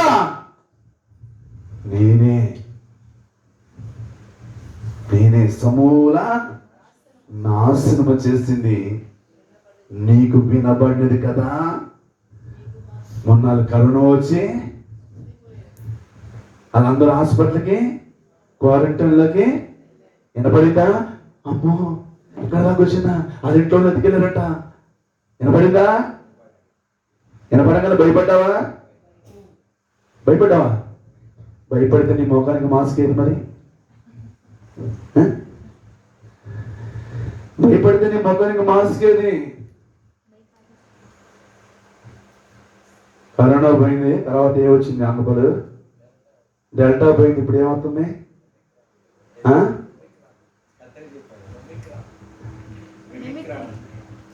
అదేదో చెప్తున్నాడు ఏనండి అమ్మా. నిమిక్రాన్ అంట. నిమిక్రాను అమెరికాను లేకపోతే మిమిక్రియో నాకు తెలియదు, కానీ అది భయంకరమైందంట. 30 దేశాలకు వచ్చిందంట ఆల్రెడీ. ఇప్పటికే ఎన్ని దేశాలకి? 30 దేశాలకు వచ్చిందంట. దేశాధినేతలు తలలో పట్టుకున్నారంట.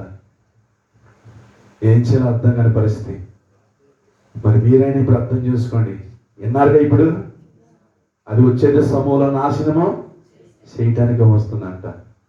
కానీ ఒకటి, ఆయన రక్తము చేత కడగబడి విమోచించబడి ఆయన చేత భద్రపరచబడిన వారికి మాత్రం ఏ హాని కలగదని రాత్రి పరిశుద్ధాత్మ దేవుడు ప్రవచనం ద్వారా మాట్లాడాడు.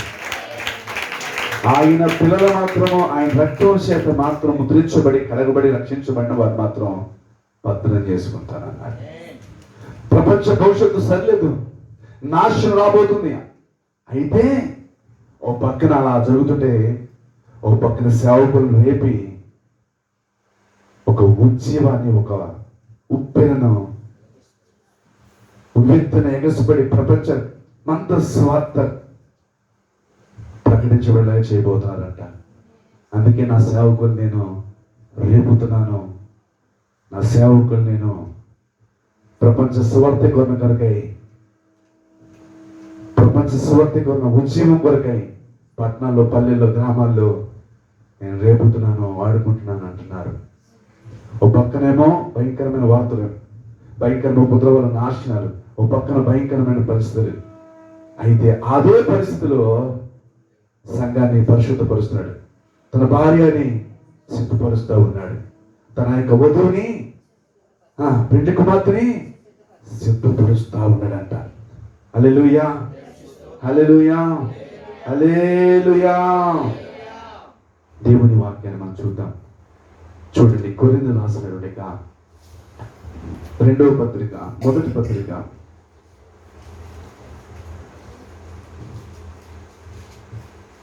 కొరింథీయులకు రాసిన 2వ పత్రిక 11వ అధ్యాయము మొదటి నుంచి చదువుతారా? కొంచెం వివేకముగా నేను మాట్లాడినను మీరు సహింపవలెనని కోరుచున్నాను.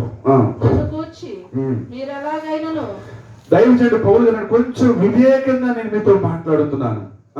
మీరు సహింపవలెనని, మీరు సహించండి. ఈ మాటలు మీకు కష్టంగా ఉండొచ్చు, కఠినంగా ఉండొచ్చు, బాధగా ఉండొచ్చు, కానీ ఏం చేయాలంట? ఎప్పుడైనా సహించావా? బలిపీఠం మీద నుంచి ఉపదేశం నీకు కట్టుగా వచ్చింది, కఠినంగా వచ్చింది, తగిలినట్టుగా వచ్చింది, కానీ నువ్వేం చేయాలి? సహించాలి.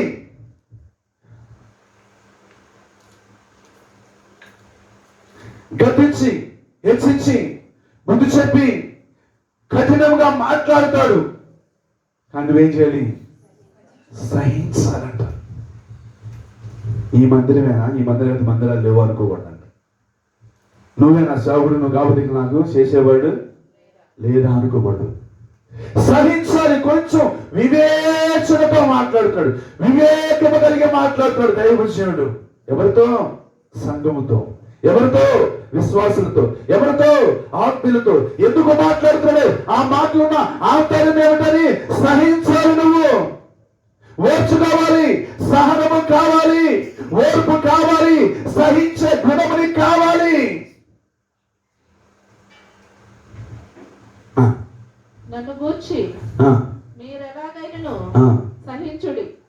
నన్ను గూర్చి మీరు ఎలాగైనా సరే సహించండి, ఎలాగైనా ఓర్చుకోండి.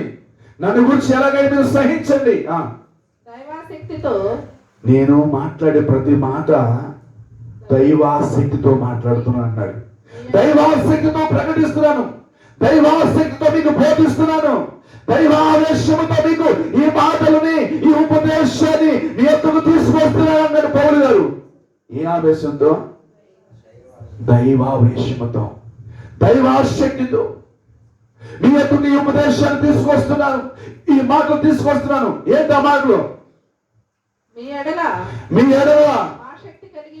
ఆసక్తి కలిగి ఉన్నాను. ప్రతి సేవకుడికి తన ఆత్మీయ పట్ల ఒక ఆసక్తి ఉంటుంది.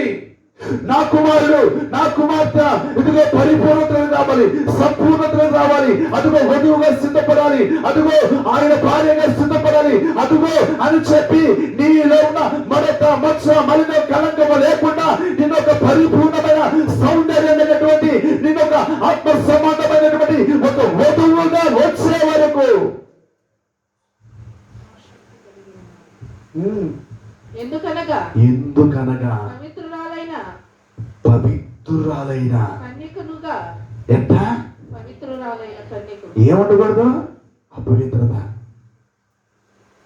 కలంకము, మడత, మత్స మరటిది ఏదైనా ఉండకుండా సంగమన బట్టి నువ్వు పవిత్రురాలైన కన్యకగా ఉండాలంట. ఎట్టుండాలి చెప్పండి? ఆయన పెళ్లి కుమారుగా రాబోతున్నాడు. ఆయన భార్యగా సంగమం సిద్ధపడాలి. ఎలా? పవిత్రురాలైన కన్యకగా. అప్పుడు నీ విషయంలో కేర్ తీసుకోడా, మరి శ్రద్ధ తీసుకోడా? నీ ఎడల ఆసక్తి కలిగి ఉన్నాడు. నీవే ఆయన భార్యగా ఉండాలని, నీవే ఆయన పక్కన కూర్చోవాలని, నీవే ఆ వధువుగా మారాలని, నీవే ఆయనతో కూడా ఉండాలని, నీ విషయమై నువ్వు ఒక పవిత్రమైన దానిగా, పవిత్రమైన వాడిగా, పవిత్రమైన కన్యకగా సంఘము ఉండాలని దైవావేశం చేత, మీరున్న ఆసక్తి చేత. అప్పుడు కొంచెం కఠినంగా మాట్లాడాడు, కొంచెం హెచ్చరిస్తాడు, కొంచెం గద్దిస్తాడు. ఏం చేస్తావు? ఇప్పుడు ఏం చేస్తావు? బాధ తెచ్చుకుంటావా? లేచి వెళ్ళిపోతావా? మందిరాన్ని మానేస్తావా? సేవకుడు దూరం అయిపోతావా? సహిస్తే ఓర్చుకుంటే రేపొద్దున నువ్వు ఆయన భార్యగా ఉంటావు. పవిత్రురాలైన కన్యకను ఆయన రేపు వివాహము చేసుకోబోతున్నాడు. ఎవరిని చేసుకుంటారు? విడిచేసిన దాన్ని చేసుకుంటాడా? చెడిపోయిన దాన్ని చేసుకుంటాడా? ఏం మాట్లాడాలి? ఇద్దరు ముగ్గురు చేసుకుంటాడా? ఆలోచించడా? ఏం మాట్లాడే? ఒక వివాహానికి, ఒక సంబంధానికి వెళ్ళినప్పుడు ఆలోచించరా అని అడుగుతున్నా. విచారం చేయరా? ఆ కుటుంబం ఎటువంటిది, ఆ తల్లిదండ్రులు ఎటువంటిది, ఆ అమ్మాయి ఎటువంటిది, ఆ పెంపకం ఎటువంటిది, మంచిదా చెడుగా, గుణం బుద్ధి చూడరా? అలాగనే రేపొద్దున ఆయన భార్యగా కాబోతున్న ఈ సంఘాన్ని దైవజనుడు పౌలు గారు దైవాశక్తితో, దైవావేశముతో బోధిస్తూ, ఉపదేశాన్ని ప్రకటిస్తూ తన యొక్క బిడ్డల ఆత్మీయ ఆసక్తి గలవాడై పవిత్రాలైన కన్యకగా రేపు ఆయన ఎదుట నిన్ను నిలబెట్టాలని, ఆయన భార్య గారు నిలబడాలని, ఆయన సింహాసనం పక్కన పెళ్లి కుమార్తె గడవు కూర్చోవాలి. పెళ్లి కుమారుడు పక్కన పెళ్లి కుమార్తె కూర్చుంటా లేదా? ఆయన పెళ్లి కుమారుడు, సంఘము పెళ్లి కుమార్తె. పెళ్లి కాకముందు ఏమంటారు? పవిత్రాలైన కన్యక. ఇప్పుడు పెళ్లి కాలేదుగా, ప్రస్తుతానికి ఇప్పుడు ప్రజెంట్ ఏంటి?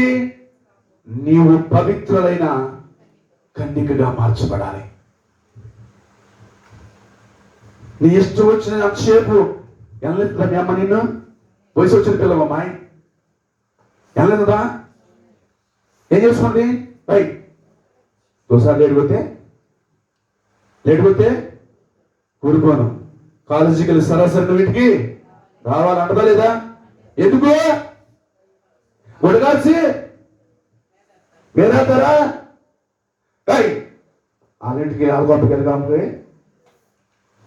వెళ్ళొద్దు. వాళ్ళ పిల్లలు మంచివాళ్ళు కాదు. ఎందుకు? నిన్ను చెడగొడతారు. వాళ్ళతో పాటు తిరిగి నువ్వు కూడా అయిపోతావు. చెడిపోతావు అని ఎంతసేపుకి ఏం చేస్తుంది? బయటికి వెళ్ళిపోకుండా ఇంట్లోనే ఉంచుకుంటే లేదా? వెళ్తే కాలేజీకి వెళ్ళాలి, మళ్ళీ సరే ఎందుకు? ఎందుకంటే తలెత్తుకుని వెళ్ళు, తలెత్తుకుని వెళ్ళమాక, లోకంతో నీకు అనవసరం అంటదా? ఎందుకు అమ్మాయి? ఒక 5 చేతులు పెట్టాలిగా. అందుకే ఇక్కడ కూడా పౌలు గారు అంటున్నాడు, పవిత్రురాలైన కన్యక వలె, పరిశుద్ధ కన్యక వలె, మడత కలగ మచ్చ లేనటువంటి కన్యక వలె రేపు ఆయన ఎదుట నిన్ను నిలబెట్టాలి, నిన్ను అలంకరించాలి.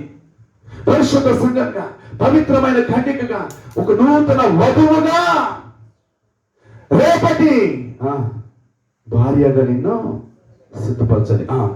ఒక్కడే పురుషునికి, ఎంతమందికి?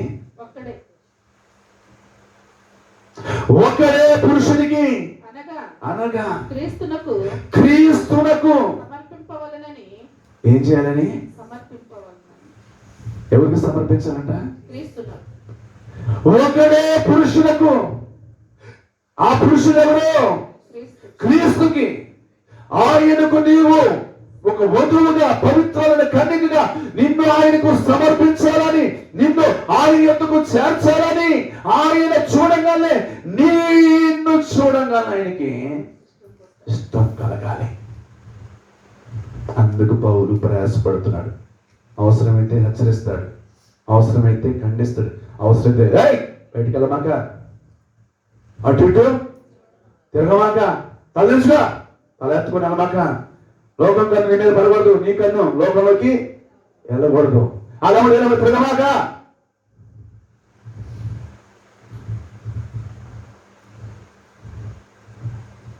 పెండ్లిడికి వచ్చిన ప్రతి బిడ్డ తల్లిదండ్రులకి గుండెల్లో భారం ఉంటుంది, గుండెల్లో భారం ఉండదు. ఒక 5 చేతులు పెట్టే వరకు వాళ్ళకి మనశ్శాంతికి ఉండదు. ఒక 5 చేతులు పెట్టినంత అమ్మయ్యా, ఒక ఇంటి దాన్ని చేశాం. నిశ్చింతగా ఉంటారా? వీళ్ళేమంటారు తెలుసా? ఏందో మమ్మీ అమ్మ ఎక్కడ కదలేదు, ఇది నంగనాసి కదా, ఇది అమ్మ బాబుని లెక్క చేయదు కదా, అమ్మకి విలువ, నాన్నకి విలువ ఇవ్వదు కదా, ఇది నంగనాసి, ఇది కొంట. ఏంటి ప్రిన్సిపల్ లేకుండా, ఎవరు లేకుండా, ప్రిన్సిపల్ లేకుండా, కాసేపు ఎంజాయ్ లేకుండా, బయటికి వెళ్ళకుండా, ఏంటి మీ అమ్మ నిన్ను బాయిలో కప్పలకు ఉంచుద్ది, లోపలే ఉంచుద్ది, దీనికి ఎక్కబడతారు. దీనికి నిజమే కదా, మా అమ్మాయిని స్వప్న సోరక్ అయిపోయింది, మరి మా అమ్మాయి నాకు రౌడీ అయిపోయింది, మా అమ్మాయి నాకు మరి గోండ అయిపోయింది, మరి గిరికి చేస్తుంది, మా అమ్మాయి నన్ను అద్దులు పెట్టేస్తుంది. అమ్మ మీద ఏం చేసుకుంటే ఇప్పుడు బాగా. అందుకే పౌలు అన్నాడు, అమ్మో నా మీద పగదొచ్చుకోండి, మీరు కోపడద్దు, కొంచెం మీరు సహించండి, ఎందుకంటే మిమ్మల్ని ఆయన చేతికి అప్పగించాలని. మీకంటూ ఒక రూపాన్ని, అందాన్ని ఏర్పరిచి ఒక పురుషుడికి మిమ్మల్ని నేను ప్రదానము చేశాను, ఒక ఆయనకి మిమ్మల్ని సమర్పణ చేశాను, ఆయనతో వడడం యొక్క ప్రధానం జరిగింది. చదువు. మిమ్మల్ని ప్రదానము చేసి కనుక సర్పము తన యుక్తి చేత అవునని మోసపరిచినట్లు మీ మనస్సులను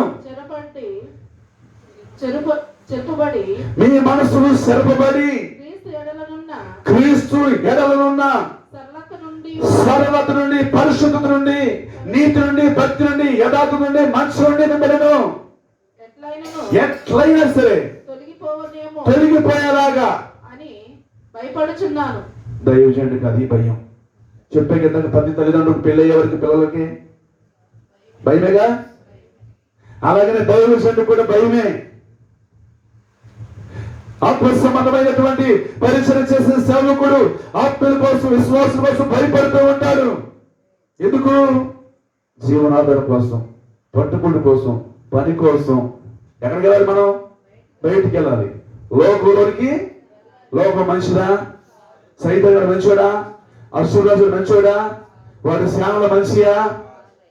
మాట్లాడే వెళ్తుంటే కాలంటే పెడతాడు, పడితే నవ్వాలని చూస్తాడు, దెబ్బ తగిలితే మాట్లాడరే, గాయమైతే మనకు నొప్పి, ఆడికేంటి నొప్పి, మనకు బాధ, ఆడికేంటి బాధ. అవునా? అవునా? ఎందుకని? క్రీస్తులో ఉన్న ఆ సరళతలో నుండి నిన్ను తొలగించాలని, ఆ పరిశుద్ధతలో నుంచి బయటికి లాక్కు రావాలని, నువ్వు వెళ్ళే మార్గంలో నుంచి బయటికి తీసుకురావాలని, నీతిలో, భక్తిలో, పరిశుద్ధతలో, యథార్థతలో నీవు జీవిస్తున్న కనుక ఎలా కూడా నీకు ఆ పవిత్రత లేకుండా నీ కళంకాన్ని అంటించాలని. అందుకు దైవజనుడంట సంఘం పట్ల భయపడుతున్నాడంట. ఎక్కడ వెళ్ళి చిక్కబడతాడో, ఎక్కడికి వెళ్ళి పట్టబడిద్దో, ఎక్కడికి వెళ్ళి ఏమంటించుకుంటుందో, ఎక్కడికి వెళ్ళి నోరు జారిద్దో, ఎక్కడికి వెళ్ళి ఏం తెచ్చుకుంటుందో అని దైవజనుడు ఏం చేస్తాడు? భయపడుతున్నాడు. మీరు లోకంలోకి వెళ్ళాల్సిందే, జీవనాధారం కోసం వెళ్ళాల్సిందే, పొట్టకూటి కోసం వెళ్ళాల్సిందే. అవునా? అప్పుడు ఎక్కడో చోటవాడు పొంచి ఉంటాడు, ఎక్కడో చోటవాడు కాపు కాస్తాడు, ఎవరి రకంలో వాడుకుంటాడు, వాడి శానాన్ని, వాడి వాయువుల్ని వాడుకుంటాడు. వాడుకుంటాడా లేదా? చూడండి, అక్కడే రాశాడు, వాడుకుంటాడు లేదా రాశాడు. చూడండి, అదే కొరింథీ రాసిన పత్రికలో నుంచి సెట్ చేసి చూడండి. పరిశుద్ధ లేఖనంలో 13వ వచనం చదువుతావా? 11వ అధ్యాయం 13వ వచనం. ఏలయనగా అట్టివారు క్రీస్తు యొక్క అది ఎక్కడో లేరు, మనలోనే ఉన్నారంట, మన బ్యాచీలోనే వేషం వేసేవాళ్ళు. పైపించి మళ్ళీ ఏ వేషం వేస్తారు తెలుసా? అపోస్తుల వేషం. ఏ వేషం? క్రీస్తు యొక్క అపోస్తుల యొక్క వేషం వేసుకుంటారు. నీకు గుర్తుపడతావా?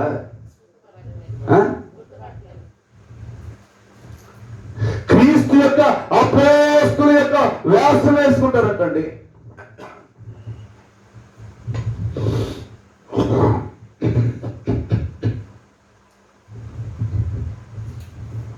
క్రీస్తు యొక్క అపోస్తుల యొక్క వేషం వేసుకుంటారంట. చూడటానికి గురిలాగా ఉంది కనుక తోడేది, చూడటానికి విశ్వాసలాగా ఉండదు కానీ నక్కది, జిత్తులు మారి నక్కది. చూడటానికి పావులాగానే ఉంటుంది, పావులు కాదు, కాకి అది. విన్నావా? ఏంటి అర్థమవుతుందా? ఏం వేసుకుంది? మాట్లాడరే. ఏం వేసుకుంది? వేషం వేసుకుంది.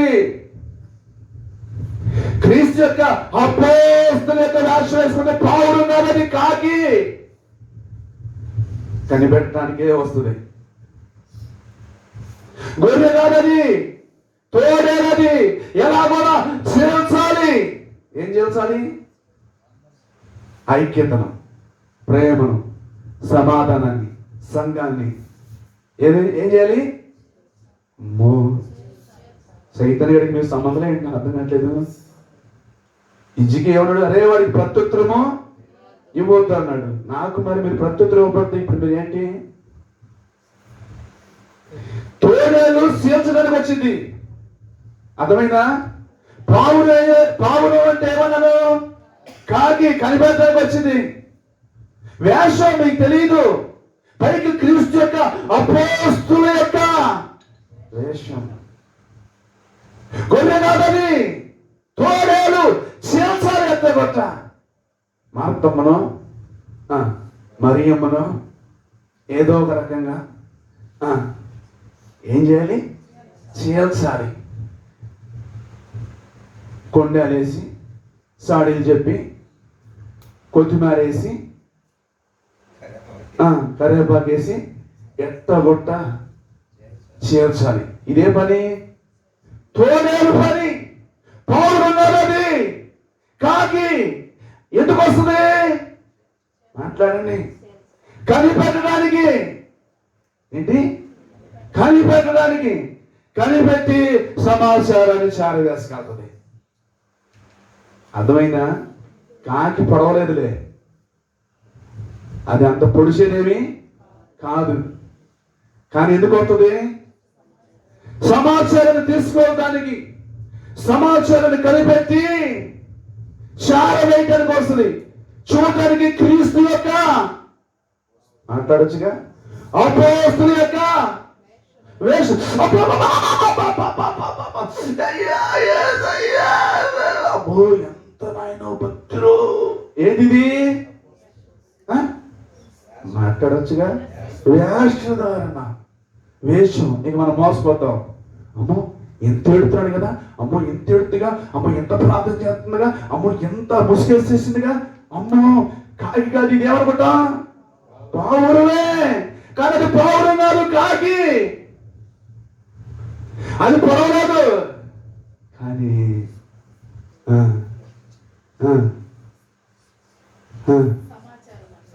సమాచారాన్ని తీసుకుని వెళ్తుంది, సమాచారాన్ని మోసుకొని వెళ్తుంది.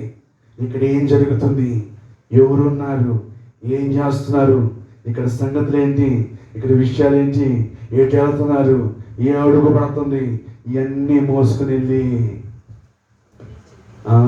అశూర్ రాజుకి అందించింది అనమాట. ఇంకోటి చెప్పే కదేంది అమ్మాయి, ఒకటి కాకి పావులు చెప్పా, ఒకటి గొర్రె కాదు తోడేదని చెప్పా, ఇంకోటి ఏం చెప్పా? నక్క. ఏంటి? నక్క.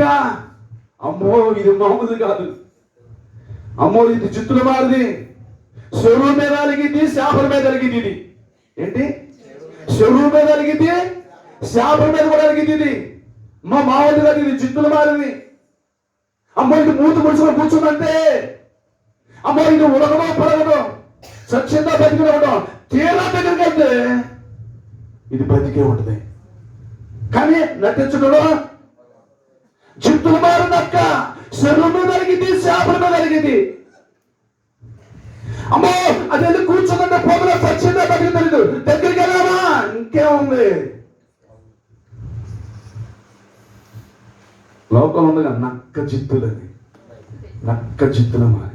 అందుకే వేసాడు, వెళ్ళి వెళ్ళి ఆ నక్కతో చెప్పండి, ఏ నక్క, ఏ రోజని నక్క, రేపో ఎల్లుండో నా త్రోవ నేను, మాట్లాడండి. ఏసై అన్నాడు, రేపో ఎల్లుండో నా త్రోవ నేను వెళ్ళిపోతాను. వెళ్ళా నక్కతో చెప్పండి, నక్కండి, తోడేలండి, కాకండి, వీళ్ళందరూ ఎక్కడ లేరు, మాట్లాడండి. అయ్యో క్రీస్తు యొక్క అపోస్తుల యొక్క వేషం వేసుకున్నారు. గుర్తిస్తారా? గుర్తిస్తారా? గుర్తించలేరండి. మాటలు తీటలు చూస్తుంటే అబ్బో పావురమే అనుకుంటాం, కానీ కాకి, కాకండి, గొర్రె అనుకుంటాం, కానీ తోడేలు, అమ్మ బాబోయ్ నక్క. రాసిన మాటలు చూడండి, అపోస్తుల వేషధారణ ధరించుకుని వారేంటి? దొంగ అపోస్తులను మోసగాండ్రు. అదండి సంగతి. దొంగ అపోస్తులు ఉన్నారు, మోసగాండ్రు అయి పనివారునై ఉన్నారు. పిల్లలారా, రాబోయే దినాలైనా, నీ ముందున్న దినాలైనా భయంకరమైన దినాలు. గుర్తించలేవు, విన్నావా? గుర్తించలేవు. వాళ్ళ వేషధారణ గుర్తించలేవు. అది పావులు కాక గుర్తించలేవు, అది తోడేలా గొర్రె గుర్తించలేవు, అది నక్క లేకపోతే అని గుర్తించలేవు. వారు దొంగలై ఉండి, ఏమైంది? దొంగలై ఉండి. నిజంగా ప్రభునందు ప్రియ దేవుని బిడ్డరా, ఈ రాత్రి కాలమందు నువ్వు ఎవరి చేతిలో మోసపోకూడదు, ఎవరి చేతిలో మోసపోకూడదు. నీ తోటి వాడే కదా, క్రీస్తు యొక్క అపోస్తుల యొక్క వేషధారణలో ఉన్నాడు కదా అని కూడా మనం మోసపోవద్దు. స్పష్టంగా రాశాడు వారి గురించి, వాడు దొంగ, అపోస్తులు మోసగాండ్రు పనివారై ఉన్నారు. దొంగ అపోస్తులు మోసగాండ్రునై పనివారై ఉన్నారు. జాగ్రత్త సుమ, అస్సలు ఆత్మీయుడు అంటానికి అవకాశం లేదు, ఆత్మీయుడు అనడానికి అవకాశమే లేదు. దొంగ దొంగ అపోస్తులు, దొంగ మోసగాండ్రు, దొంగ పనివారై ఉన్నారు. ఇది ఆశ్చర్యము కాదు, ఇది ఆశ్చర్యము కాదు. సాతాను తానే వెలుగుదూత వేషం ధరించుకొనుచున్నాడు. సాతాను తానే వెలుగు దోష వేషము ధరించుకున్నాడు.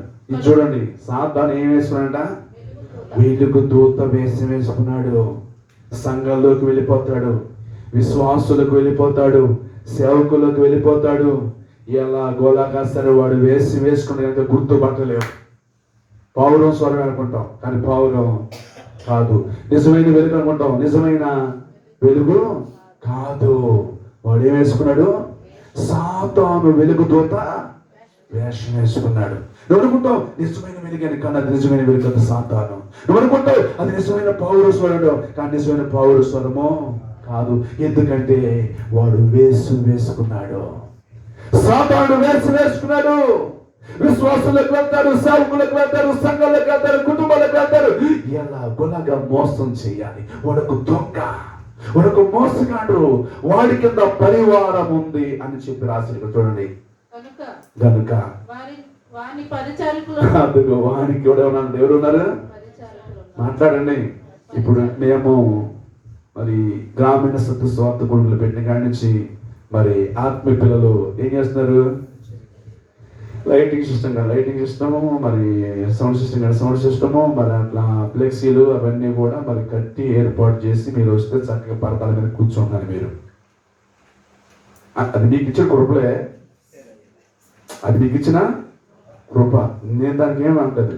కానీ ఇప్పుడు వాళ్ళు ఏం చేస్తున్నారు? మనకంటే ముందుగా వెళ్ళి పరిచారము చేస్తున్నారు. అర్థమవుతుందా? అట్లాగే ఆ వెలుగు దూత వేసుకున్నటువంటి ఆ అపోస్తులు కాక అపోస్తులైనటువంటి దొంగ మోసగాడైనటువంటి పనివారైన వారికి ఎవరున్నారంట?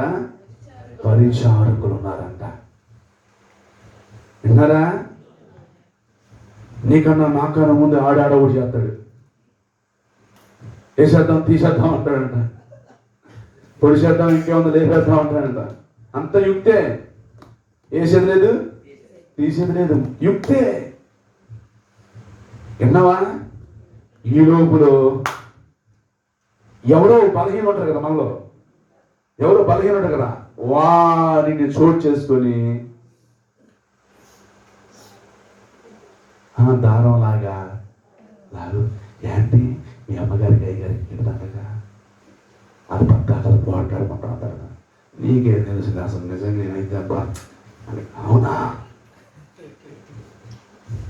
అమ్మగారి దగ్గర అయిపోయింది. అప్పుడు తర్వాత మీ స్త్రీలకి నీకు పసుపుదంటగా, మీలో ఎవరో ఒకరు మెయింటెనెన్స్ చేయాలి, అధికారం ఆధిపత్యం కోరుకుంటారు. నా మాటే చాలా ఉందలే. ఎవరు? అదవుతుందా? నా మాటే చల్లాలన్నది తొయ్యమైన చాలు, తగుదునమ్మా అన్నట్టు. విన్నావా? ఊరక ఆ తేలు కుట్టినట్టుగా కుట్టుతా ఉంటుంది. ఊరక కొండే మాటలు మాట్లాడు, కట్టిరిసి పొడిచినట్టుగా. ఏంటి? ఒక కట్టిరిస్తే ఎలా పుల్లు మనకి అలా కూర్చున్నట్టుగా మా తల్లి ఉందో అన్నట్టు. అవునా? మన ఆమె ఉండలే, వంతపడామా, ఆమెను వెనకేసుకొచ్చి ఒక ఉండలే, అవునక్క అని. అదవుతుందా?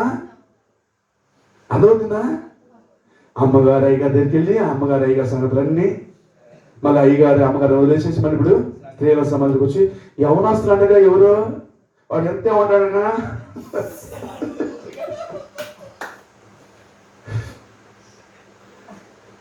ఎగిట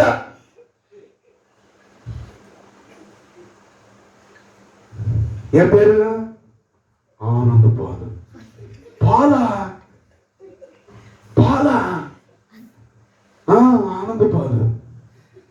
ఏంటి ఏముంది, చావు పుడుతూ వెళ్ళంటుంటాడు, పరిచర్యకి ఎక్కడ పడితే అక్కడికి వస్తాడు, లైట్లు అవి కూడా పరిచర్య చేస్తాడు. అవునా, అయితే ఆనందపాలని నీలపాలుగా మార్చాలి.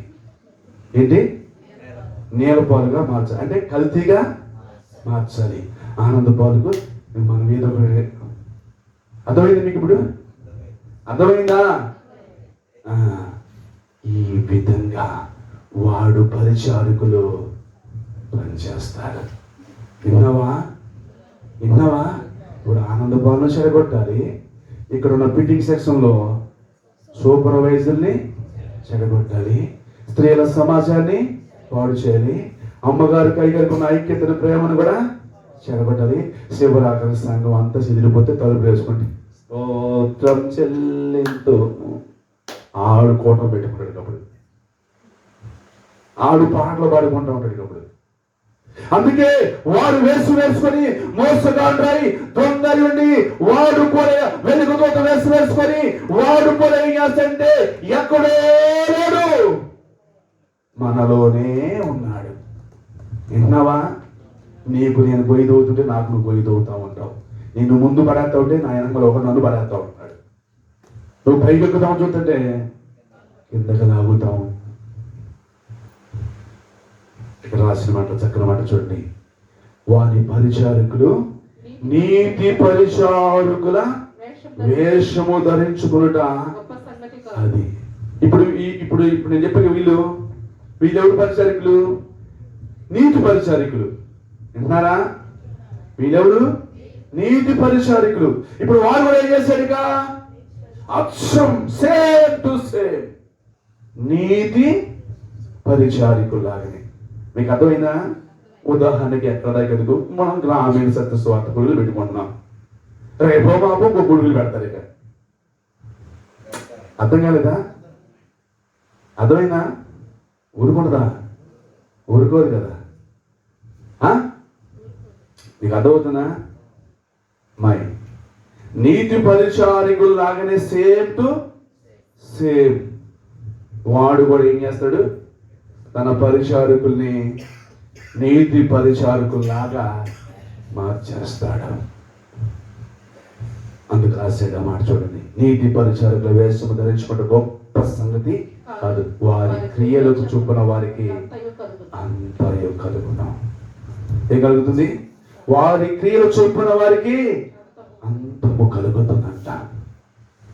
రేపొద్దున అంతము, నాశనము. అందుకే పౌలయ్య గారు చెప్పారు, మీరు అలా మోసపోకూడదని. ఉన్నారు సంఘములోనే, ఉన్నారు అపోస్తులుగానే, ఉన్నారు వేషధారులుగానే, ఉన్నారు వెలుగుతూతలు వేసుకుని, ఉన్నారు మోసగాళ్ళుగా, ఉన్నారు దొంగలుగా, ఉన్నారు నీతి పరిచారకులుగానే. గుర్తించగలుగుతామా? వేరు చేయగలుగుతామా? మన వల్ల అయితా? అవునే అవును. అందుకేమంటే మీరు మోసపోవద్దు. అయితే మోసం చేసే వాళ్ళు ఉన్నారా? ఆ మోసం చేసే వాళ్ళ గురించి ఏం రాశాడు? వారి క్రియలు బట్టి వారికి అంతమున్నది. ఇప్పుడు ఆనందపాలు వాడు సరికొట్టాలన్నాడు అనుకో, అదైనా ఆనందపాలకు మెలుగు కలిగి వివేచన కలిగి ఉన్నాడు అనుకోండి, ఎవరికి అంత ఉంది? ఇప్పుడు ఆనందపాలు సరికొట్టేవాడిగా. అలాగనే రక్తశాంతి ఉంది, ఆమెను చెడగొట్టే వాళ్ళు అనుకోండి, ఆళ్ళకంతవా రక్తశాంతికి అంతవా? అందుకు చెప్తున్నాడు, మీలో ఎవ్వరు కూడా అవ్వ మోసపోయినట్లుగా మోసపోవద్దు. క్రీస్తు యొక్క సరళతలో నుండి మీరు ఎక్కడ తొలగిపోతారోనని, ఎక్కడ మోసపోతారోనని నేను భయపడుతున్నాను. ఎందుకంటే మిమ్మల్ని ఒక పురుషునికి ప్రదానము చేశాను, ఆయనకి సమర్పించాను, పవిత్రాలైన కన్యకగా మిమ్మల్ని తీర్చి ఆయన చేతుల్లో పెట్టాలనుకుంటున్నాను. మరి అడుగుకుంటాడా? ఊరుకుంటాడా? అందుకు వాడు గుంతునక్క వేసుకోసం కాకిలాగా వస్తాడు, తోడేలాగా వస్తాడు. వాడు ఏదో ఒక రకంగా మనల్ని ఏం చేయాలని చూస్తాడు? మోసము చేయాలని చూస్తాడు. ఇప్పుడు మరి నువ్వేం చేయాలి? నువ్వేం చేయాలి? మోసపోకూడదు. రాశాడు ఆ మాట చూడండి పరిశుద్ధ లేఖనంలో నుంచి. ప్రభునందు ప్రియ దేవుని బిడ్డలారా, కల్తీ రాసిన పత్రిక దయచేసి 6వ అధ్యాయము 2వ వచనం. ఒకని భారం ఒకడు భరించి ఇలాగూ క్రీస్తు నియమమును పూర్తిగా నెరవేర్చండి. ఏం చేయాలి మనము? ఆయన్ని, మన ఈ పరిచర్య ఆయనదా కదా, ఈ సేవ ఆయనదా కదా, ఈ సంఘము, ఈ ఆత్మ భార, సువార్త ఇవన్నీ ఆయనదే. అయితే మనం ఏం చేయాలంటే ఒకరి భారాన్ని ఒకరము భరిస్తూ ఆయన మనకు నియమించిన ఈ పనిని సంపూర్ణం చేయాలి. అర్థమైందా? ఈ పని నువ్వు చెడగొట్టకూడదు, నేను చెడగొట్టకూడదు. దేవుని పనిని, ఆయన నియమించిన దాన్ని మనమందరం కొనసాగించాలి. అవసరమైతే నువ్వు భారం కలిగి ఉండాలి, నేను భారం కలిగి ఉండాలి. ఒకరి భారాన్ని ఒకరు మనము పంచుకోవాలి, మోయాలి. ఎవడైనను వట్టివాడై ఉండి తాను ఎన్నికైన వాడని ఎంచుకున్న ఎడల తన్ను తానే అద్దుకో. ఒకటి సాతాను మోసం చేయటం, అసూరాజు మోసం చేయడం చెప్పారు. ఇప్పుడు రెండోది ఏంటంటే వాడు ఎన్నికైన వాడు కాదు, ఆమె ఎన్నికైనది కాదు. అర్థమవుతుందా? ఇప్పుడు ఉదాహరణకి మనకు అర్థమయ్యేటట్టు తీసుకొచ్చుకుందాం. ప్రభాకర మహర్షి గారు సంగీతాలు వహిస్తున్నారు. ఆయన దానికి ఎన్నిక చేయబడ్డాడు. అవునా కదా? దాని మీద పాడటానికి నాకు కూడా ఎన్నిక చేయబడలేదా? అవునా? ఇప్పుడు నాకు ఎన్నిక లేకుండా నేను ఏదో పాడేస్తానంటే వాళ్ళు కొట్టగలుగుతారా? వాయిద్యాలు వాయించగలుగుతారా అన్న? కాబట్టి నేను ఎన్నిక లేని వాడిని అయి ఉన్నప్పటికీ నేను ఎన్నిక కలిగిన వాడిని అనుకోకూడదు. అర్థమవుతుంది మీకు? లేదు మీరు దిగండి సార్, నేను వాయిస్తానంటే ప్రభావంశ గారు కదా వాయిస్తున్నారు కదా సార్, మీరు దిగండి, నేను వాయిస్తానండి. నేను దానికి ఎన్నిక తగినవాడా? నాకు అసలు తూ అంటే రాదు, ఏ రాగం కూడా నాకు తెలియదు. అవునా? ఆయన నియమించబడినవాడు ఆయన. ఇప్పుడు ఆయన పని నేను పాడు చేయొచ్చా? విన్నావా? అర్థం చేసుకోవాలి. నువ్వు ఎన్నిక చేయబడినటువంటి వారు ఉంటారు, నియమించబడిన వారు ఉంటారు, ఏర్పరచబడిన వారు ఉంటారు. అవునా? ఆ నియమించబడిన వారు, ఆ ఎన్నిక చేయబడిన వారు, ఆ ఏర్పాటు చేయబడినటువంటి వారు, ఆ పనికి వారు ఉన్నారు కనుక వారు యోగ్యులు. పద్దాకలు మీరేనా? పద్దాకలు మీరే కనపడాలా? పద్దాకలు మీరే చేస్తారా? పద్దాకలు మీకేనా మైకులు? పద్దాకలు మీరే పడతారా? పద్దాకలు మిమ్మల్నేనా అంటే నువ్వు ఎంచుకోదగిన దానికన్నా ఏమి ఎంచుకుంటున్నావు? ఎక్కువగా ఎంచుకుంటున్నావు. అప్పుడు నువ్వేం చేసుకుంటున్నావు? మోసపరుచుకుంటున్నావు. మా మరిమక్కాయ ఉన్నాయి, నేను పాడగల సెకండ్ పాట పాడింది. నేను పాడిన పాట ఏమన్నా నేను మాట్లాడండి, సెకండ్ పాట పాడింది మా అక్కాయి. నువ్వు పాడాలనుకుంటున్నావా సెకండ్ పాట? అయితే ముందుగా రా. ఏంటి? ఎప్పుడు రావాలి? మాకు పాటలు ఎత్తుకెత్తారులే అమ్మా మీరు, మమ్మల్ని ఆడ పాడేస్తారులే అమ్మా మీరు పాడుకోవడం సరిపోయిందమ్మా అంటే నువ్వు వచ్చినప్పుడు నీకు ఇష్టం వచ్చినప్పుడు వస్తే ఇస్తారా? మాట్లాడరే. మక్కను పాండే కూడా చేయాలి. నీకు దమ్ముంటే రోజు ఉండరా? అర్థమైనా?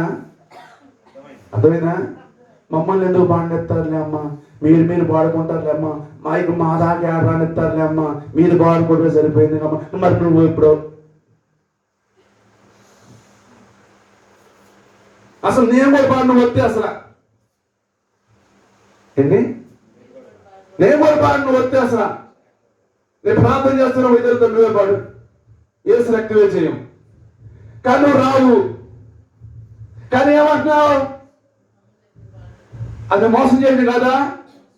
నిన్ను మోసం చేసుకోవడం కాదా? మాట్లాడండి. మా దాకా ఎందుకు రానిస్తారులే, మాకెందుకు ఎత్తారులే, మీరే ఏంటి కయ్యం పెడతాం కాదు, కలహం పెడతాం కాదు, మోసం కాదు ఇది. మాట్లాడరే తప్పు, అట్లాంటి పని కాదు. నువ్వు రా, సమయానుకూలంగా రా, నువ్వు టయానికి రా. నీకు కూడా వస్తుంది మైకు, నీకు కూడా వస్తుంది పాడే అవకాశం. రాదంటావా? ఇలా 5 పాడారు, ఒకరోజు 3 పాడతారు. అవునా? అవసరం ఒకరోజు 8 మంది పాడతారు. నీకు కూడా వస్తుంది అవకాశం. ఒకరోజు 4 పోవచ్చు.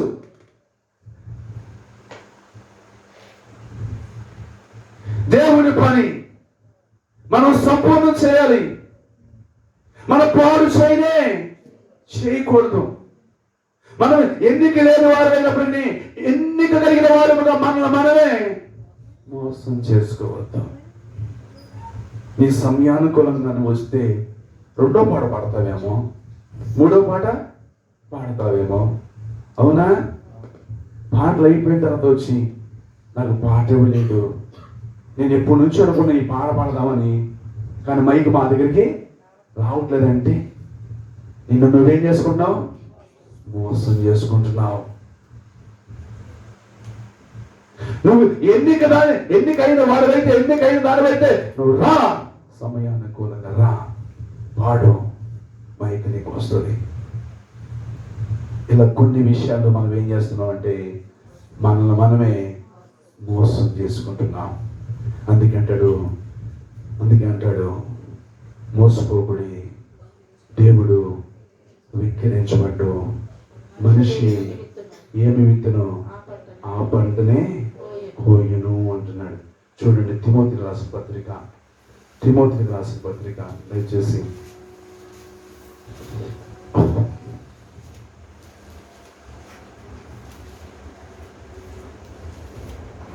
3వ అధ్యాయము 11వ వాక్యం చదువుతారా?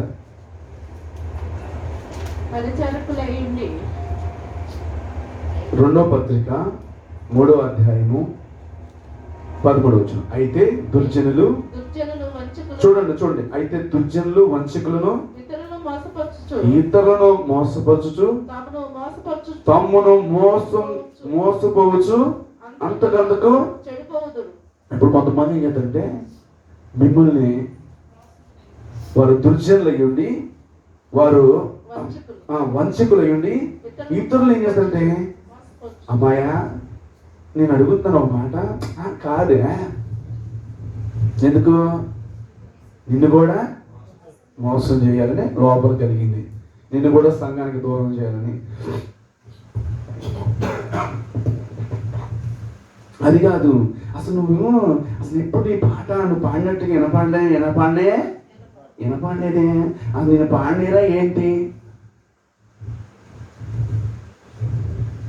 అది కాదు అమ్మాయి. అసలు వీళ్ళెవరు దుర్జనులు, వీళ్ళెవరు వంచకులు, వీళ్ళెవరు లోపల ఒకటి పెట్టుకొని బయట ఒకరు మాట్లాడేవారు, మోసము చేసేవారు. ఇలాంటి వాళ్ళు కూడా ఉంటారు.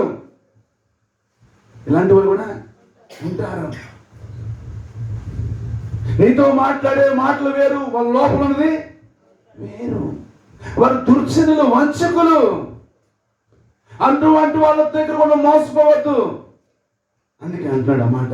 చూడండి, అయితే దుర్జనులు వంచకులను ఇతరులను మోసపరచుచు తామును మోసపోవచ్చు అంతకంతకు.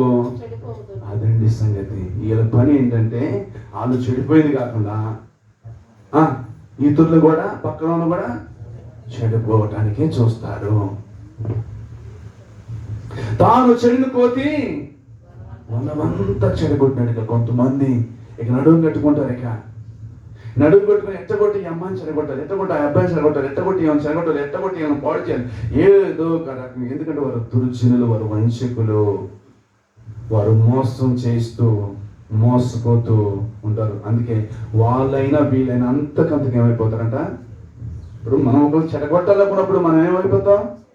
అంతకంతకి మనం ఒకరిని చెడగొట్టాం, ఒకరిని చెరిపాం, కానీ కాలక్రమంలో వాళ్ళకన్నా ఎక్కువగా మనం చెడిపోతాం, మనం పాడే చేస్తాం.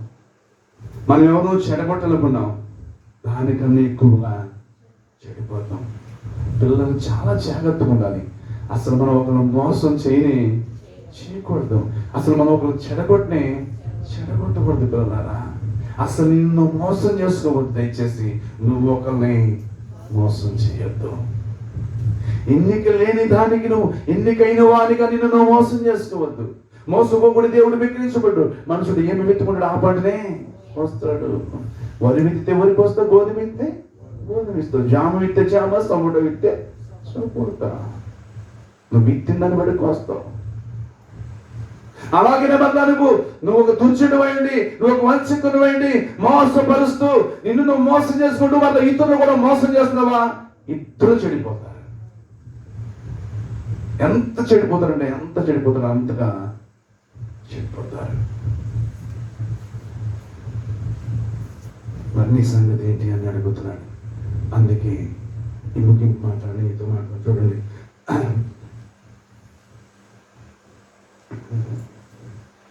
చూడండి కొరింథీయులకు రాసిన మొదటి పత్రిక 15వ అధ్యాయము 33వ వచనం. కొరింథీయులకు రాసిన మొదటి పత్రిక 15వ అధ్యాయం 33వ వచనం. మోసపోబడి దుష్ట సాంగత్యము మంచి నడవడిని చెరుపును, నీతి ప్రవర్తన గలవారై మేలుకొని పాపం చేయకుడి, దేవుని గురించి జ్ఞానం కొందరికి లేదు, మీకు సిగ్గు కలుగుటగా ఈ మాటలు చెప్తున్నాను. ఏం పోతున్నాడు? మోసపోకుడి. అంటే లోకంలో ఎవరున్నారు? మోసం చేసేవాళ్ళు ఉన్నారు. అటు సాతానుడు మోసం చేస్తాడు, ఇటు మనుషులు మోసం చేస్తాడు. అవసరమైతే క్రీస్తు వేషము ధరించుకున్న అపోస్తులైన మోసగాడు దొంగలు, సాతాను వెలుగు దూత వేసుకున్న వాళ్ళైనా మోసం చేస్తారు. నువ్వు కూడా మోసం చేసుకుంటావు. కనుక ఎక్కడ నువ్వు మోసపోవద్దని చెబుతున్నాడు. మోసపోకుడి అని చెప్తాడు. దుష్ట సాంగత్యం ఏం చేస్తుంది? మంచి నడవడికని, మంచి వ్యక్తిని వాడు చేస్తుంది. నువ్వు మంచి వ్యక్తివి, ఈ దుష్ట సాంగత్యం నీ మీద కన్ను వేసింది, నిన్ను పాడు చేయాలి, నీ భక్తిని, నీ ఆత్మీయతని, నీ నీతిని, నీ పరిశుద్ధతని వాడు చేయాలని చూస్తుంది. కనుక నువ్వేం చేయదు? ఇప్పుడు మోసపోదు. అందుకన్నాడు, నీతి ప్రవర్తన గలవారై మేలుకొని పాపము, నీతి ప్రవర్తన గలవారై మేలుకోండి. మేలుకోవడం కలదోచుకుంటావా? మరేంటి? ఒకడు లాటరీ టికెట్లు అమ్ముకుంటాడంట, గుడ్డోడు వాడు. ఏంటి గుడ్డోడు లాటరీ టికెట్లు అమ్ముకుంటాడంట. ఇద్దరు భార్యాభర్తలు కలిసి, ఇది గుడ్డోడు బావా, ఇడు గుడ్డోడు, ఎట్టయినా సరే మనము మోసం చేద్దాం బావా అని ఉందంట ఈ బడాయిది. అలా ఆయనతో భార్య మాటని ఈ బడాయాడు ఆహాబు యెజబెల్ అంటాడు అన్నమాట. ఎందుకంటే యెజబెల్ మాట అన్నాడు ఆహాబు. ఆ భార్య పేరునికి నాబోతు ద్రాక్ష తోట దగ్గరికి వెళ్ళి నాబోతుని చంపించింది కదా. కనుక మొత్తానికి వీడి గుడ్డోడు బావ, వీడికి సూపు కనపడదు, వీడిని మోసం చేద్దాం బావా అని చెప్పేసి అంటే సరే అనుకుంటా. మొత్తానికి వెళ్ళారంట ఆ గుడ్డోడు దగ్గరికి. అబ్బాయి ఎంత రా అనంట, 100 రూపాయలు అన్నానంట. ఏంటి? క్షమించండి, 50 రూపాయలు అన్నానంట. ఎంత? 50 రూపాయలు అన్నానంట. ఇదిగో 100 రూపాయలు రెండు అన్నారంట. ఏంటి? 100 రూపాయలు రెండు అన్నానంట. వాళ్ళు ఇచ్చింది మోసం చేద్దాం ఎంత? 50. కానీ వాడికి ఏం చెప్తారు? ఇదిగో 100 రూపాయలు రెండు అన్నారంట. ఆడు 2 ఇచ్చాడంట. అవకాడికి వెళ్ళిపోయారు వాళ్ళు. ఈడ 50 రూపాయలని అదే అంటే వాడి భద్రత దాంట్లో వేసుకున్నాంట. శివరాత్రికి వెళ్ళి చూసుకుంటే అవి నిన్న అయిపోయినాయి అంట. అవి భార్య భర్త ఇద్దరు వెళ్ళి చూసుకున్నారంట. చూసుకుంటే ఏంటి? డేట్ అయిపోయినాయి, నిన్న అయిపోయినాయి అంట.